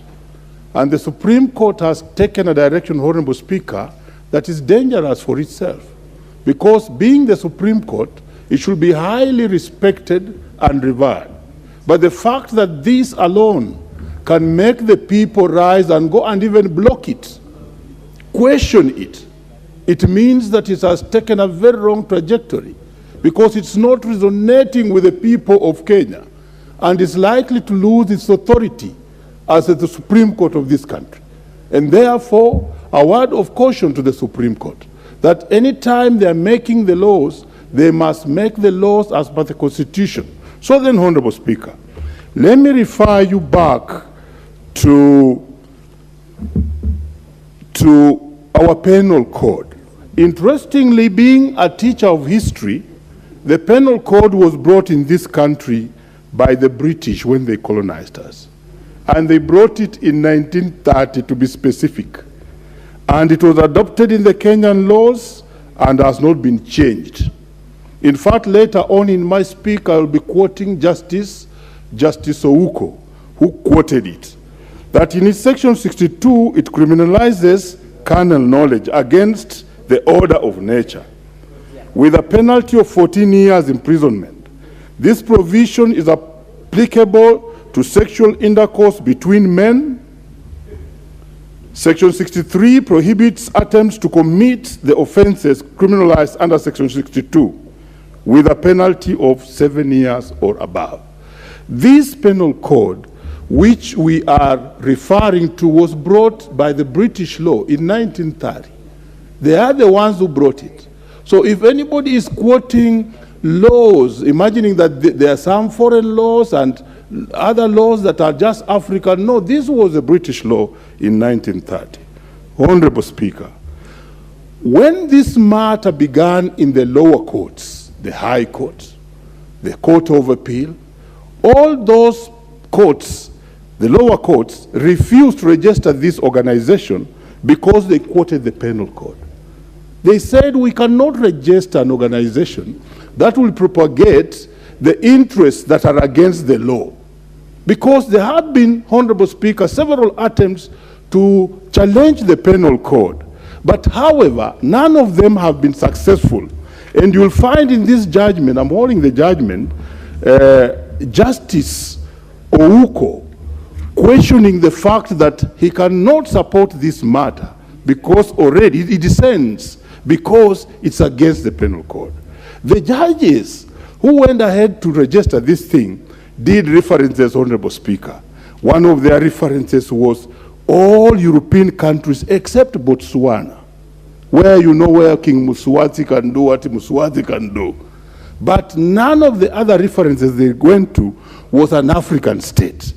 I want to say, so that I don't even take extra time, that this is a wrong judgment and we shall indict the Supreme Court. And if possible, we as members of parliament and leaders of the people could organize demonstrations.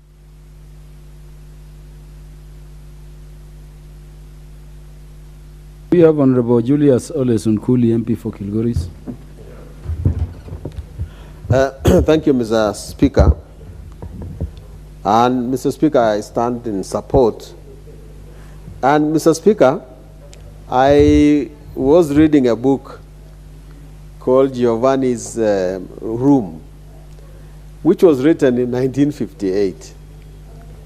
And what surprises me about that book, Mr. Speaker, is that even as early as that, homosexuality was already a problem in the West.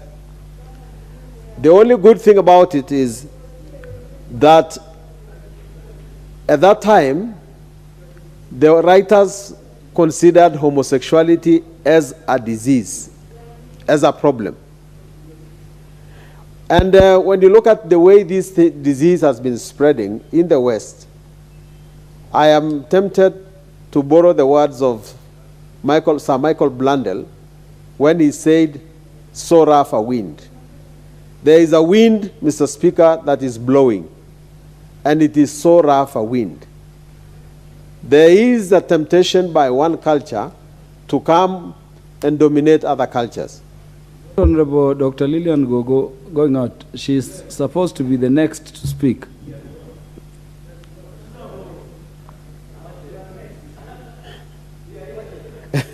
Okay, Mr. Speaker.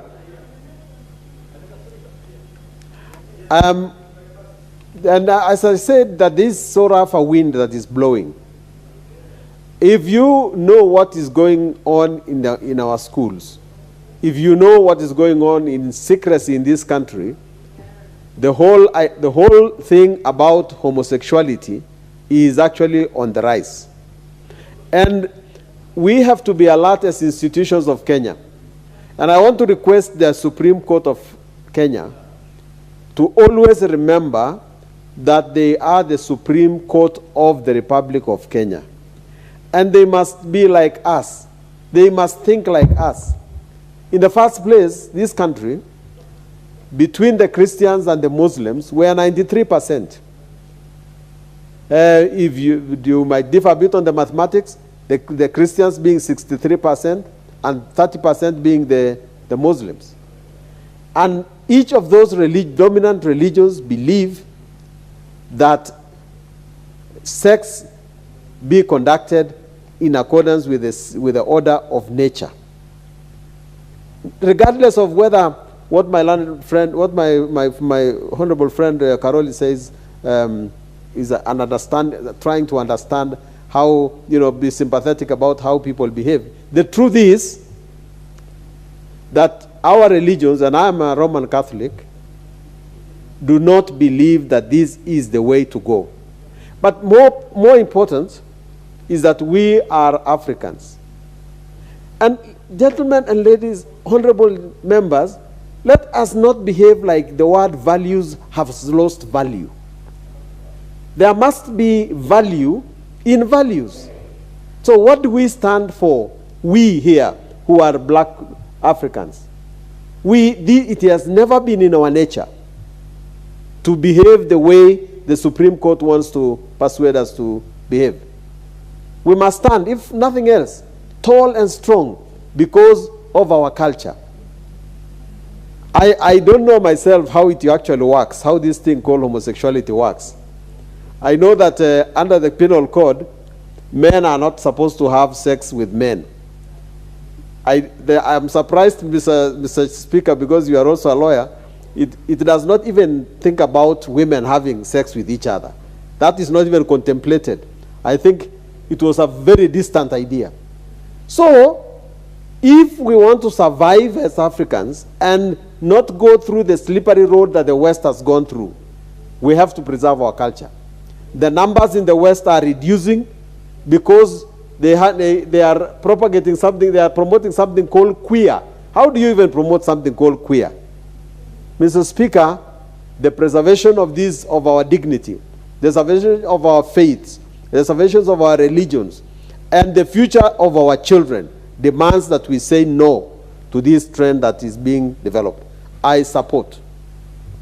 The Honorable Dr. Lillian Gogo, the MP for Rangwe. Thank you so much, Honorable Speaker. I was running some little fever, and I was almost giving up on my position. But thank you for giving me this chance to add my voice to the foregoing motion. I want to thank the honorable member who brought it to the floor of the House. We have had many court rulings that are questionable in the recent past, Honorable Speaker. And among them, there was recent, other than the one on LGBTQ, is the idea that upon divorce, then people or couples should have their matrimonial property divided according to how they made contribution to that property. And I was left asking, if we all pursue property as man and wife, then who takes care of the children? It is the women going for property, the men also going for property, because they don't know what happens tomorrow, and the children are left on their own, Honorable Speaker. The kind of court system, the judicial system that we have in this country is adversarial. It is adversarial to the extent that we have a litigation that is undertaken before an impartial judge who is presumed blind, deaf, and also dumb. And we have parties present their case, and depending on how they argue out their case, a decision is made by the bench. I wonder if we were ever friends of the court in this matter as members of the National Assembly or any of our representatives. Once the matter has been passed, Honorable Speaker, we are here condemning the matter and saying that the judges did this and this. You realize that there is separation of powers. We, as the National Assembly, Honorable Speaker, must make laws, and the judiciary must mediate upon disputes and also make their own judgments. Have we failed as a House? That is a question that should also rule as we debate on this matter. Honorable Speaker, it is despicable that we are having and breeding a society where there is no direction upon our children, Honorable Speaker. Honorable Speaker, when was the last time you told your son on how to behave where there is a girl. Honorable Speaker, when was the last time I told my daughter how to behave where there is a boy? We are busy looking for money. We are busy doing our own businesses. We are busy studying and leaving our children to technology, buying them the most expensive phones, and they go to sites that attract them. They go to sites, Honorable Speaker, where they see men marrying men and women marrying women, women kissing women, and men kissing men. And there are people who are enticing these young people, Honorable Speaker, to engage in this kind of activities. Where is the role of the family in socializing our own children? Honorable Speaker, before we castigate the courts, what are we doing as a parliament? Honorable Speaker, in my language, they say, and I quote, "I blame Ogwang, ti blame Nyakagweno." For that I mean, when the chicken leaves its, they call the chicklings or whatever, the chicks, and they are taken away, it is asked, why did you leave your chicks to be taken? Honorable Speaker, the divorce rate in this country is too much. Where do we leave our children? Who teaches our children? Honorable Speaker, we have people who are ready to sponsor these young men into these activities. Homosexuality is so rampant in our secondary schools, Honorable Speaker. Do we have people who go to teach our children against this thing in secondary schools? Do we have people who openly talk about gay and lesbian relationships in our secondary schools where we have our teenagers? And we are here castigating the courts, Honorable.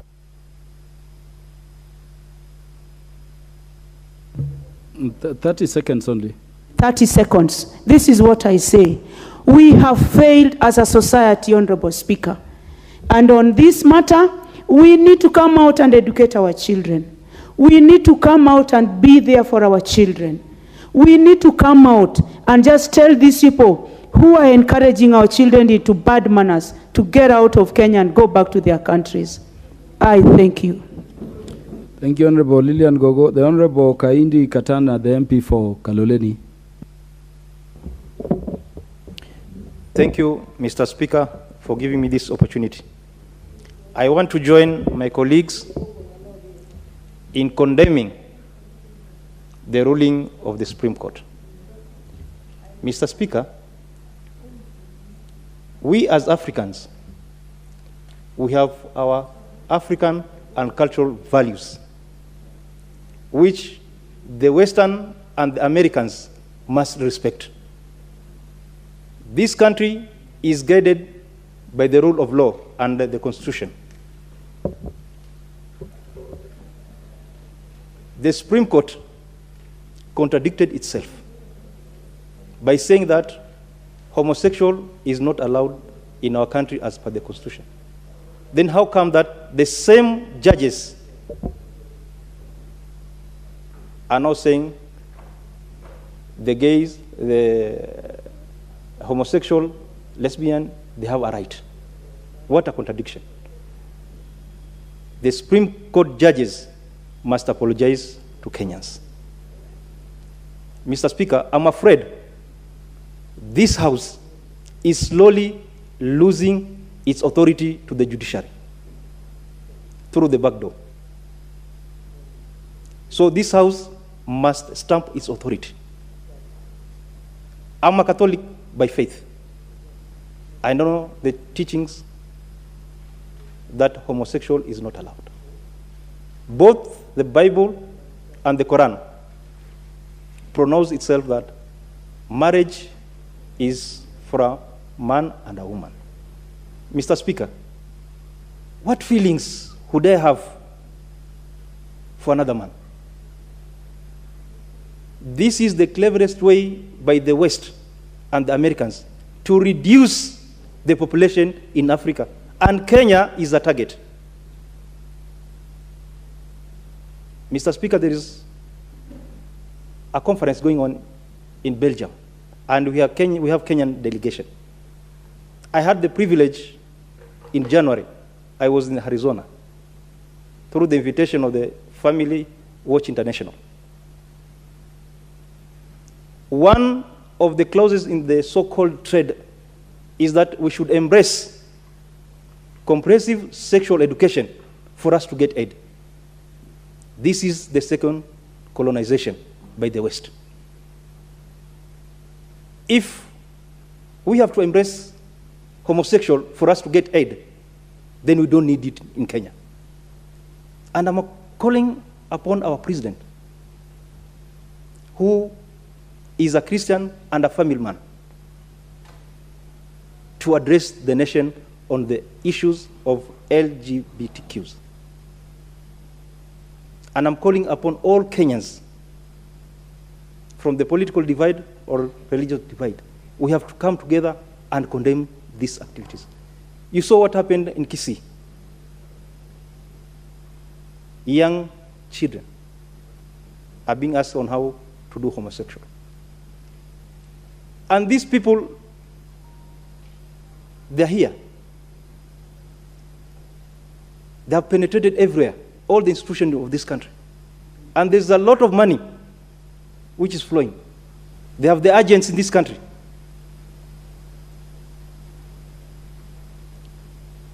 Mr. Speaker, we should be allowed to practice what is good for us. We should not be dictated by the West, and particularly the Americans. Let them stay with their bad behaviors where they are and leave us. But they should not colonize us or should not give us aid with the conditions. Look at a scenario. If my mom was married to another woman, or my dad was married to another man, could I be here?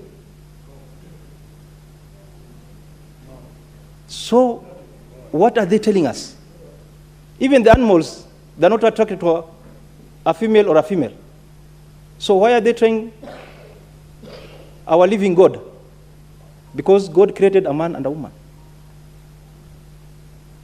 So we should condemn these acts, and we should come together. We should not blame anybody, but we should come together and say, no, enough is enough. If it's aid from the West or the US, let them stay with their aid. We don't need it, but let them leave us with African values and Christian values. Thank you, Mr. Speaker. The Honorable Katana, the Honorable Caroline Ngelechei, let the voice of Elgeyo Marakwet be heard. Yes, thank you, Mr. Speaker. Mr. Speaker, Caroline Ngelechei is a Catholic, and as we all know, we are in the period of Lent. This is a period whereby Christian religious observe in the liturgical year commemorating the 40 days Jesus Christ spent fasting in the desert and enduring temptation. I think this is the temptation of our time. Mr. Speaker, it is a period for Christians and even Muslims to reflect on ecological sins and fast from habits that hurt nature. This is one of the habits that hurts nature, Mr. Speaker. Mr. Speaker, I want to contribute to what Mr. Mwalio is against. Mr. Speaker, at times, when you hear things being pronounced here and there, I think at times in Africa we should, or specifically Kenya, we should be very choosy and decide to choose our problems. We have so many problems that are affecting us. We have so many problems that we should be spending time in this house discussing, rather than the so-called LGBTQ or whatever. Mr. Speaker, we don't need to add problems on top of problems. This thing is becoming a problem. Mr. Speaker, if you can imagine of a generation whereby men will be working alongside men. And Mr. Speaker, one thing that keeps me asking myself is, why do these people who decide to unite as men and women change their ways? Or you find a man who has decided to be married to another man, start pretending to be a woman. They put on earrings. At times they put on, I don't know, diapers to look like women. They inject some hormones. Why don't you just stand with your suit and walk with another man with a suit so that we know you are proud of whatever you're doing? Mr. Speaker, I think it is about time we call out on these people that they should be sure of what they want and keep of. Freedom of expression or freedom of whatever somebody wants to do should not also affect freedom of somebody else who does not want to do it, Mr. Speaker. And Mr. Speaker, it is sad to imagine, you know, Africans, or we were told to live our traditions. One of them was polygamy. So they started telling us, be jealous and don't share men with other women. But then these people, Mr. Speaker, are sharing men with objects or whatever gadgets they use to facilitate their whole affair. Because I believe if you start doing unnatural things, you must modify some parts of your body, or you must bring in gadgets to help you achieve whatever was supposed to be achieved naturally, Mr. Speaker. So the whole thing is ill-informed, because you cannot tell a human being to resist sharing another human being, and then you tell them it is right to use an object to share. You know, already those people are in polygamous relationship, because for you to satisfy another man and you don't have whatever it takes, you have to involve a gadget or an object. So you are already in a polygamous relationship, Mr. Speaker. Mr. Speaker, Mr. Speaker, if you ask me, we have better things to do. And Mr. Speaker, if we must embrace this whole thing, we can make money out of it. Let us start companies to manufacture the gadgets in the EPZ and take it to them, those who want to use it. Mr. Speaker, we have enough natural gadgets around us and we can utilize them. Those in need of them, we can do a factory in EPZ, we do the necessary, and then we take them to wherever they need it. But as around here, I think, Mr. Speaker, third thing should not be something to be discussed. Mr. Speaker, sometimes, I think it was 3 years ago, the Chinese manufactured something called Samantha. And the women were so jealous with that Samantha thing, because it was giving us an unfair competition. Because it was used...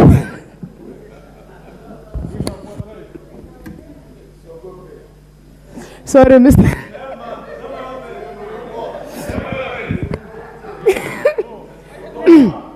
Sorry, Mr. Speaker.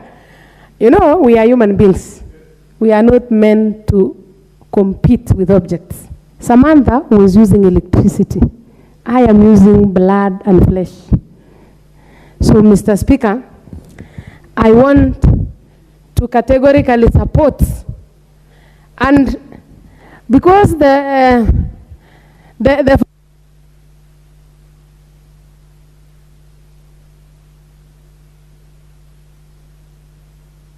30 seconds, because you took a bit of time laughing at Samantha. Thank you, Mr. Speaker. The whole affair, to me, is hot air, because already we know that our Constitution outlaws sexual acts between consenting adults. But at the same time, you are allowing something which is outlawed you are allowing them to form association. So, Mr. Speaker, I can call it hot air, and it shouldn't be either here nor there. Thank you, Mr. Speaker. The Honorable Oscar Nabulindo. Thank you, Mr. Speaker. Thank you for giving me an opportunity to also express myself on this motion of adjournment brought by Honorable Mwalio. First, I take this opportunity to join hands with my colleagues who have strongly condemned the Supreme Court ruling about this issue that is burning the nation. Mr. Speaker, Kenya is a very, very religious country. And since that ruling was made, debate has been going on around this country about our beliefs. This is Africa, and in Africa we have values, norms, and traditions that we subscribe to. And so this ruling has actually gone against the values, norms, and traditions that we believe in Africa. Mr. Speaker, sir, this ruling is actually giving very bad precedents to this country, because so many other groups are going to come up and it's going to be chaotic in this country. For example, we have these very many groups which believe in fantasies and fetishes. Like, there are those who subscribe in bestiality. They are also going to say they want their right to associate. We have the necrophilias. They are also going to say they want rights to associate. We have pedophiles. They also want rights to associate. So if such rulings are made in this country, then this president is going to make very complicated decisions in future for this country. Mr. Speaker, we should be careful as a country of what we adopt from the Western countries. In Western countries, they have their own beliefs, they have their own norms, and they have their own traditions, if they have. And so by just copying because we are seeing things on the internet without considering what the majority of people feel is actually wrong. And of late, the Supreme Court has been making very controversial rulings that do not actually go hand in hand with the beliefs of the many Kenyans. And I wonder why that is happening in this country, where the Supreme Court is always ruling against the thoughts and ideas of the majority of Kenyans. If this debate, even in this House, almost 100% of the members of the House are opposed to that kind of ruling. So it means the whole country, and this represents the people. It means 90%, 99% of the country do not subscribe to that kind of behavior. So why are they ruling? On whose favor are they ruling? So, Mr. Speaker, is it a coincidence that the First Lady of America was here and 2 days later a ruling was made, and then 1 day later Kenya was promised to receive 16 billion shillings? Is it a coincidence, or is it something that was planned well by the government and the Supreme Court and the Western country where the First Lady came from? That's America. Mr. Speaker, there's so much that we can talk about this issue, but I can see the red light is on, and I'll give other members time. The Honorable Rashid Bedzimba, MP Kisauni. Asante sana Mheshimiwa Spika kwa kuniruhusu niweze kupenyeza sauti yangu kwa swala hili. Nitakwenda kwa haraka kwa sababu ya muda na wengine pia wapate nafasi ya kuchangia. Kwa kweli Mheshimiwa Spika, inasikitisha sana Mahakama Kuu kuidhinisha kusajiliwa kwa vyama hivi vya usagaji na ushoga. Yaani kwa njia nyingine inaitwa uhanisi. Mimi nitawahusia majaji hao kwamba wamche Mwenyezi Mungu. Hapa duniani tumekuja kulima shamba ambalo matunda yake tutayapata huko mbele. Kwa hivyo lolote wanalolifanya hivi sasa, maamuzi yote wanayotoa hivi sasa, watakutana nao mbele ya hera, ambao wote wataondoka katika ulimwengu huu. Hakuna mtu atabaki. Na pia wao wajue kwamba wataweka kumbukumbu za vizazi vilioko na vitakavyokuja kulingana na maamuzi yao hayo ambayo wanayafanya hapa. Nchi hii ni ya watu wanaoabudu Mungu. Leo tunalazimishwa kuabudu shetani. Ikiwa saa hii tunaabudu Mungu na ukame ndio huu, je, huko tunakoelekea si kutatokea maafa ambayo hatutayaweza sisi? Mila na maadili zetu za Kiafrika haituruhusu kushangilia utovu huu wa nidhamu. Ushoga haukubaliki Kiafrika, haukubaliki na dini zote. Kwa kweli nchi za magharibi zinatumia umaskini wetu kutulazimisha mambo ambayo wanataka wao. Tusiwakubalie, tuje pamoja kama taifa tukemee. Dini zote zisimame kuelimisha waumini wao kuwa njia hii ni ya shetani. Tusikubali kuelekea kule waliko wao. Wametufundisha kutembea uchi, wengine wakaigiza, sasa wanataka kutungiza kwa shimo, sasa walete ushoga, mwisho hata kwenye jumba kama hili la kitaifa la kutunga sheria. Ikiwa mtakubali kutakuja spika moja we jishoga linkaa pale, linjipaga rangi ya mdomo, hapa utakuwa sasa ndio tushamaliza kabisa taifa zima. Tusimame imara, tupinge hili jambo. Asante Mheshimiwa Spika. Geoffrey Ruku, the MP from Mbeere North. Thank you, Mr. Speaker. Can I use the front? This thing, I'm tall, Mr. Speaker. It's gone. You have 3 minutes only. Thank you, Mr. Speaker. I rise to support and at the same time to question a number of issues. One, when I am a Catholic, Mr. Speaker, and when the Pope made the statement on the issue to do with homosexuality or the gay, you wonder, Mr. Speaker, whether the interpretation of the Leviticus chapter 20 verses 13 is exactly what we are understanding as Christians. At the same time, Mr. Speaker, we saw the Church of England giving the mandate for the clergy to ceremonize marriages of the same sex. So you see that the church, or what we may call the body Christi, is reading from the different scripts, or the body Christ is not in unity, Mr. Speaker. And I think it's high time for the church to call a synod of bishops so that the bishops of the Western world and the bishops of the African countries can be able to speak with one voice. Because the bishops in Rome, they are telling us that homosexuality is not a crime. The bishops in African countries are telling us we should not even think about homosexuality. Number two, Mr. Speaker, is that as parents we are supposed to raise our children without the Supreme Court telling us that our children have the right to engage in issues to do with gay and lesbian and such kind of issues.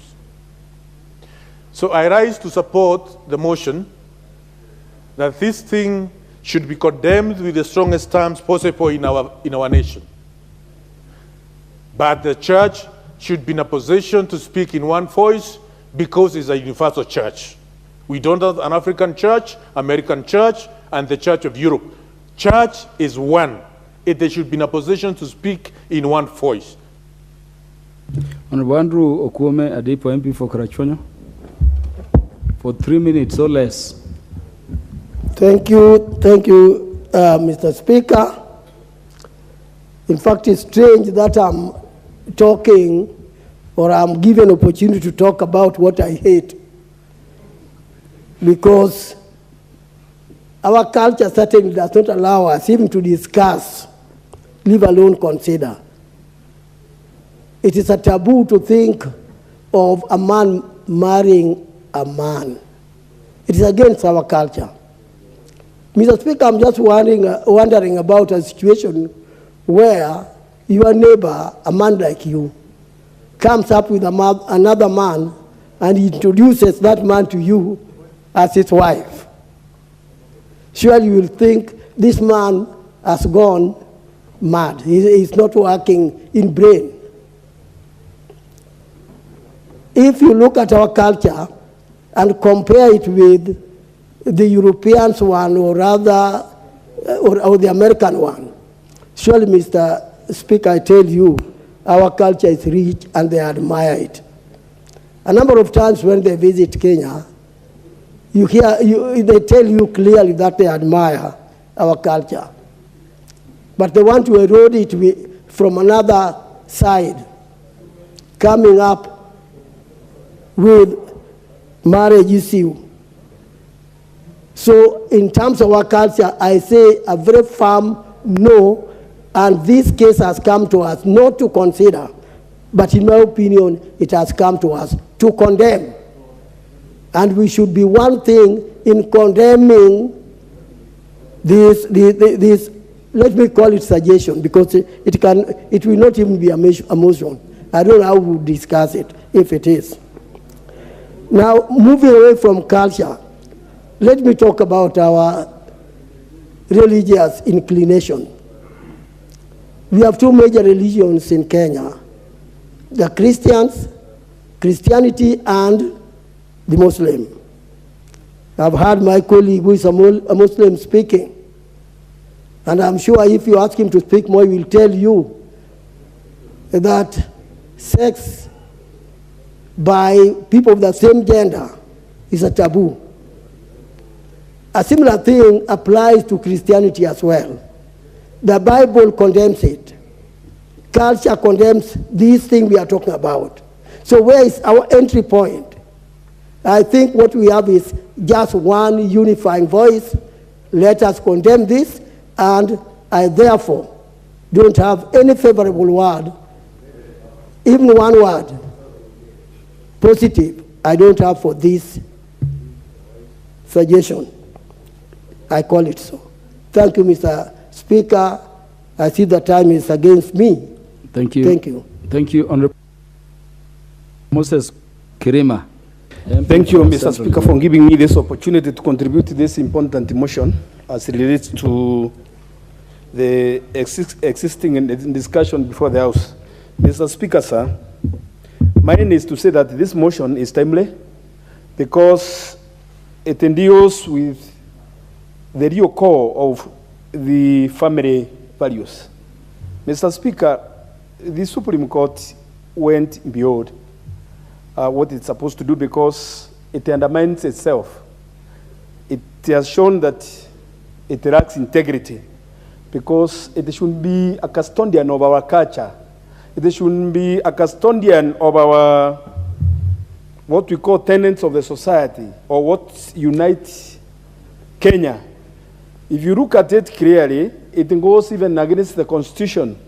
Because, Mr. Speaker, sir, if you will allow me to quote the Constitution, if you look at Article 55, sub-Article D, Article 55,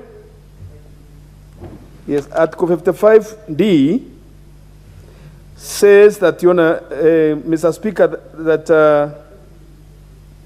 the youth, the state shall take measures including affirmative action programs to ensure that the youth are protected from harmful culture, practices, and exploitation. If you look at the culture which is now being introduced to us through the Supreme Court, that culture is going to be harmful against our youth, because that culture is going to make sure that the youth do not become future mothers and future fathers of tomorrow. Because if we registrate or we recognize this group, the lesbians and gays, it means clearly that it's against our culture, and that's against the Constitution. As it is said that the Constitution is the supreme law of this country, this parliament is the representative of the people of Kenya. And this parliament today is saying that what the ruling of the High Court, the ruling of the Supreme Court, is obnoxious, is against the dictates of the African culture. It should be dealt away with. What surprises me is you.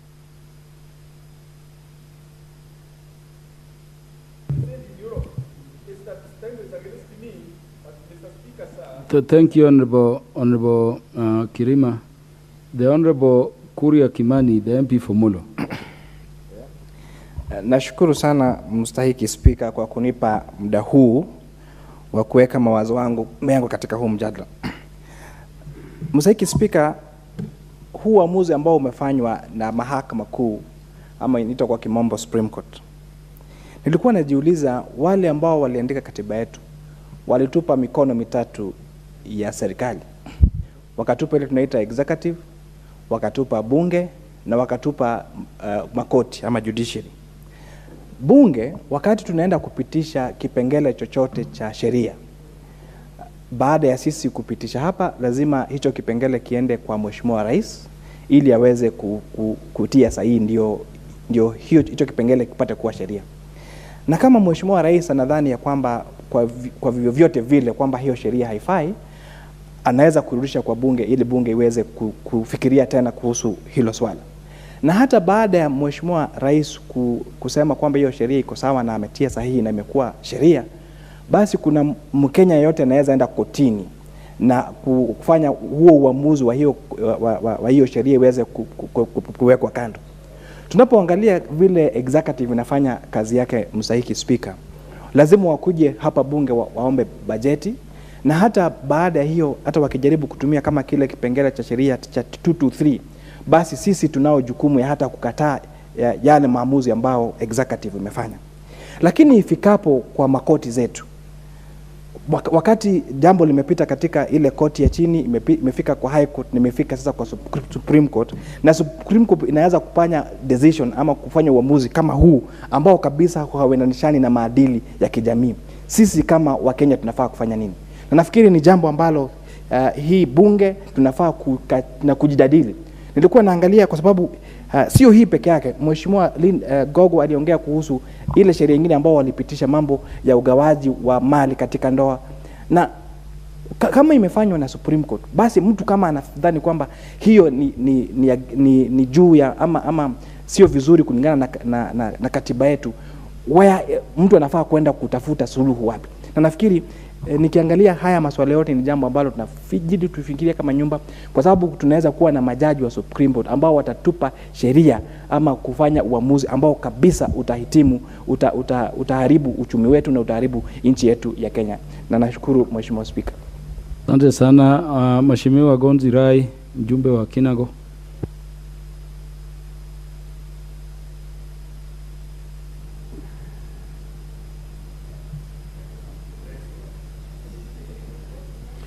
Mheshimiwa Spika, ninashukuru kwa sababu ya kunipa nafasi hii, na kwa haraka kwanza ningetaka nilaani vilivyo sheria iliyotolewa ama uamuzi uliotolewa na Mahakama Kuu, kwa sababu hiki ndio chanzo cha upotofu wa jamii. Mheshimiwa Spika, mwanadamu alipokuja katika huu ulimwengu alipewa vitabu viwili, Biblia na Qur'an. Mwanadamu akaja akajiongezea katiba. Sasa angalia kile kilichotengenezwa na mwanadamu kimekosa kuheshimiwa mpaka imefika mahali tunapelekwa ambako siko. Fikiria Bwana Spika, utoke hapo ukifika nyumbani, mtoto wako anakuja na mwaliko wa kusema Jumamosi nataka kuolewa na mume mwenzangu. Utawaambia nini wajumbe wenzako ukifika hapa? Ni jambo la aibu sana. Kwa hivyo tulani vilivyo, na nilikuwa namuuliza Mheshimiwa Bezimba, Ijumaa ni siku ya maombi. Tuziulize misikiti yetu na makanisa, tufanye kunguti juu hawa majaji. Mungu apate kuwapa majibu, kwa sababu huku ni kutaka kutumaliza kwa njia nyingine ya mlango wa nyuma. Hapa tumefika mwisho wa utengenezaji wa sheria, na kama kutakuja kitengo chengine, Mheshimiwa Spika, nafikiri sasa tutachukua kitengo cha dini kupambana na hawa watu, na watauona mwisho wao, kwa sababu labda penginepo hawajajijua mahali walipo. Tuwaulize ni wa dhehebu gani. Asante Bwana Spika. Mjumbe Robert Basil, mwakilishi wa Yata. Thank you, Mr. Speaker. I'll start by thanking my brother for bringing this motion. I also condemn strongly the ruling of the Supreme Court, which was ill-advised or in bad faith. We should not be talking of homosexuality. We should be talking of food insecurity, increased cost of living, or drought. Issues of drought. The issue on the subject matter defeats the principle of procreation and is against our values or traditions. From a medical front, even gays have more risk of getting HIV and AIDS. So I fully condemn this. and we need to remain strong and be against the vice. When it comes to discrimination, we should not discriminate gays, lesbians based on their sexual orientation. So that is what I thought I should bring on board, because we condemn the vice. But when it comes to employment and other issues, we should not discriminate them. Thank you, Mr. Speaker. Thank you very much. The Honorable John Makali, MP for Kandui, Senior Counsel. Thank you, Honorable Speaker, for this opportunity to contribute on this motion. First, I wish to state, Honorable Speaker, that I will want to side with the minority in the Supreme Court. Side with the minority in the sense that homosexuality, gayism are not African concepts at all. And the Supreme Court, in the discharge of its functions, it speaks for the people of Kenya. It derives its authority from the people of Kenya. None of those concepts are African traditions. And as a House of Representatives, we must condemn in the strongest terms the judgment of the Supreme Court. Why do I say that? Of late, and when the Constitution of Kenya was being created, the Supreme Court was created as the apex court that would ooze judicial wisdom. But of late, Honorable Speaker, we are witnessing a lot of judgments from the Supreme Court that really leave Kenyans wondering as to whether that court really is in sync with the people of Kenya or not. Article 45 of the Constitution of Kenya recognizes the family as the basic unit of social protection and social order in our society. And it goes forth to say that a person has a right to form up a family with a member of the opposite gender, of the opposite sex, by the Supreme Court recognizing or stating that gays, lesbians are free to form up associations. It was, in fact, going against the very provisions of the Constitution with which it's supposed to enforce. Because no right is absolute. All rights are limited. And when you look at the provisions of Article 27 of the Constitution of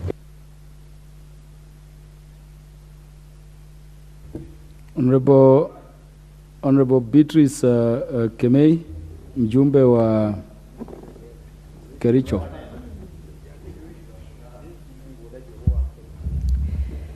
Okay, thank you, Mr. Speaker.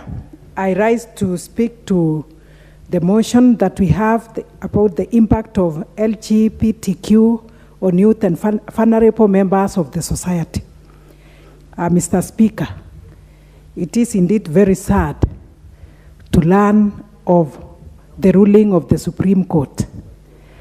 I feel even ashamed on my behalf and behalf of the many others who are not here, and I stand with the minority who in the public now, us as the public, we are the majority. And Mr. Speaker, I am a Christian and I uphold Christian values and virtues. I even wonder, when taking oath, even those in the Supreme Court, they used the Bible or the Quran, yet they do not agree with the teachings of the same.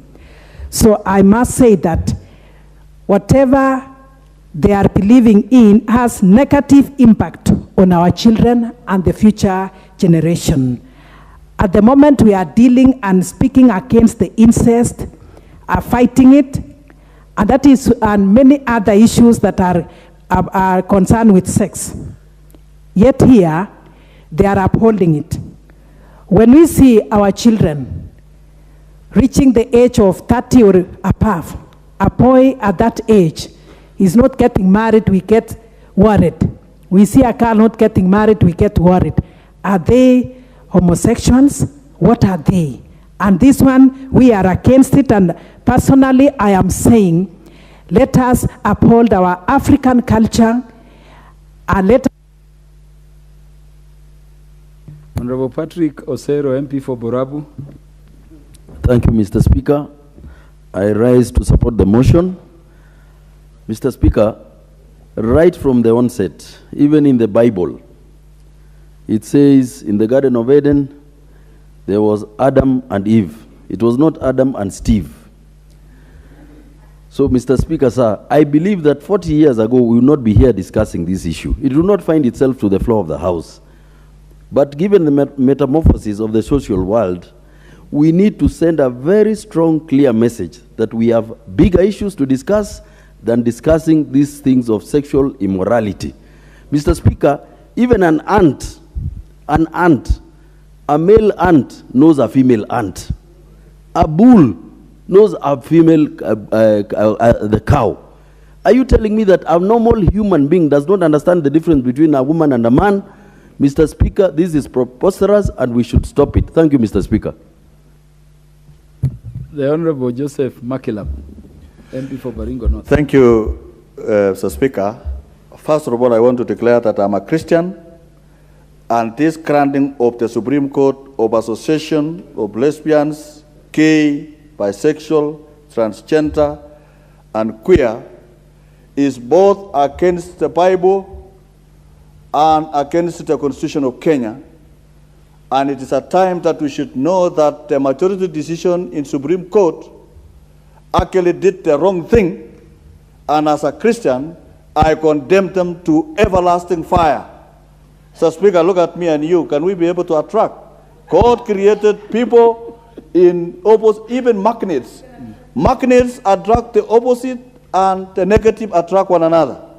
So, Speaker, the church, I call the Christians, the Muslims of this world, of this country, to get united and exercise Article 1 of the Constitution, that the sovereignty of the people of Kenya shall be exercised by the elected leaders.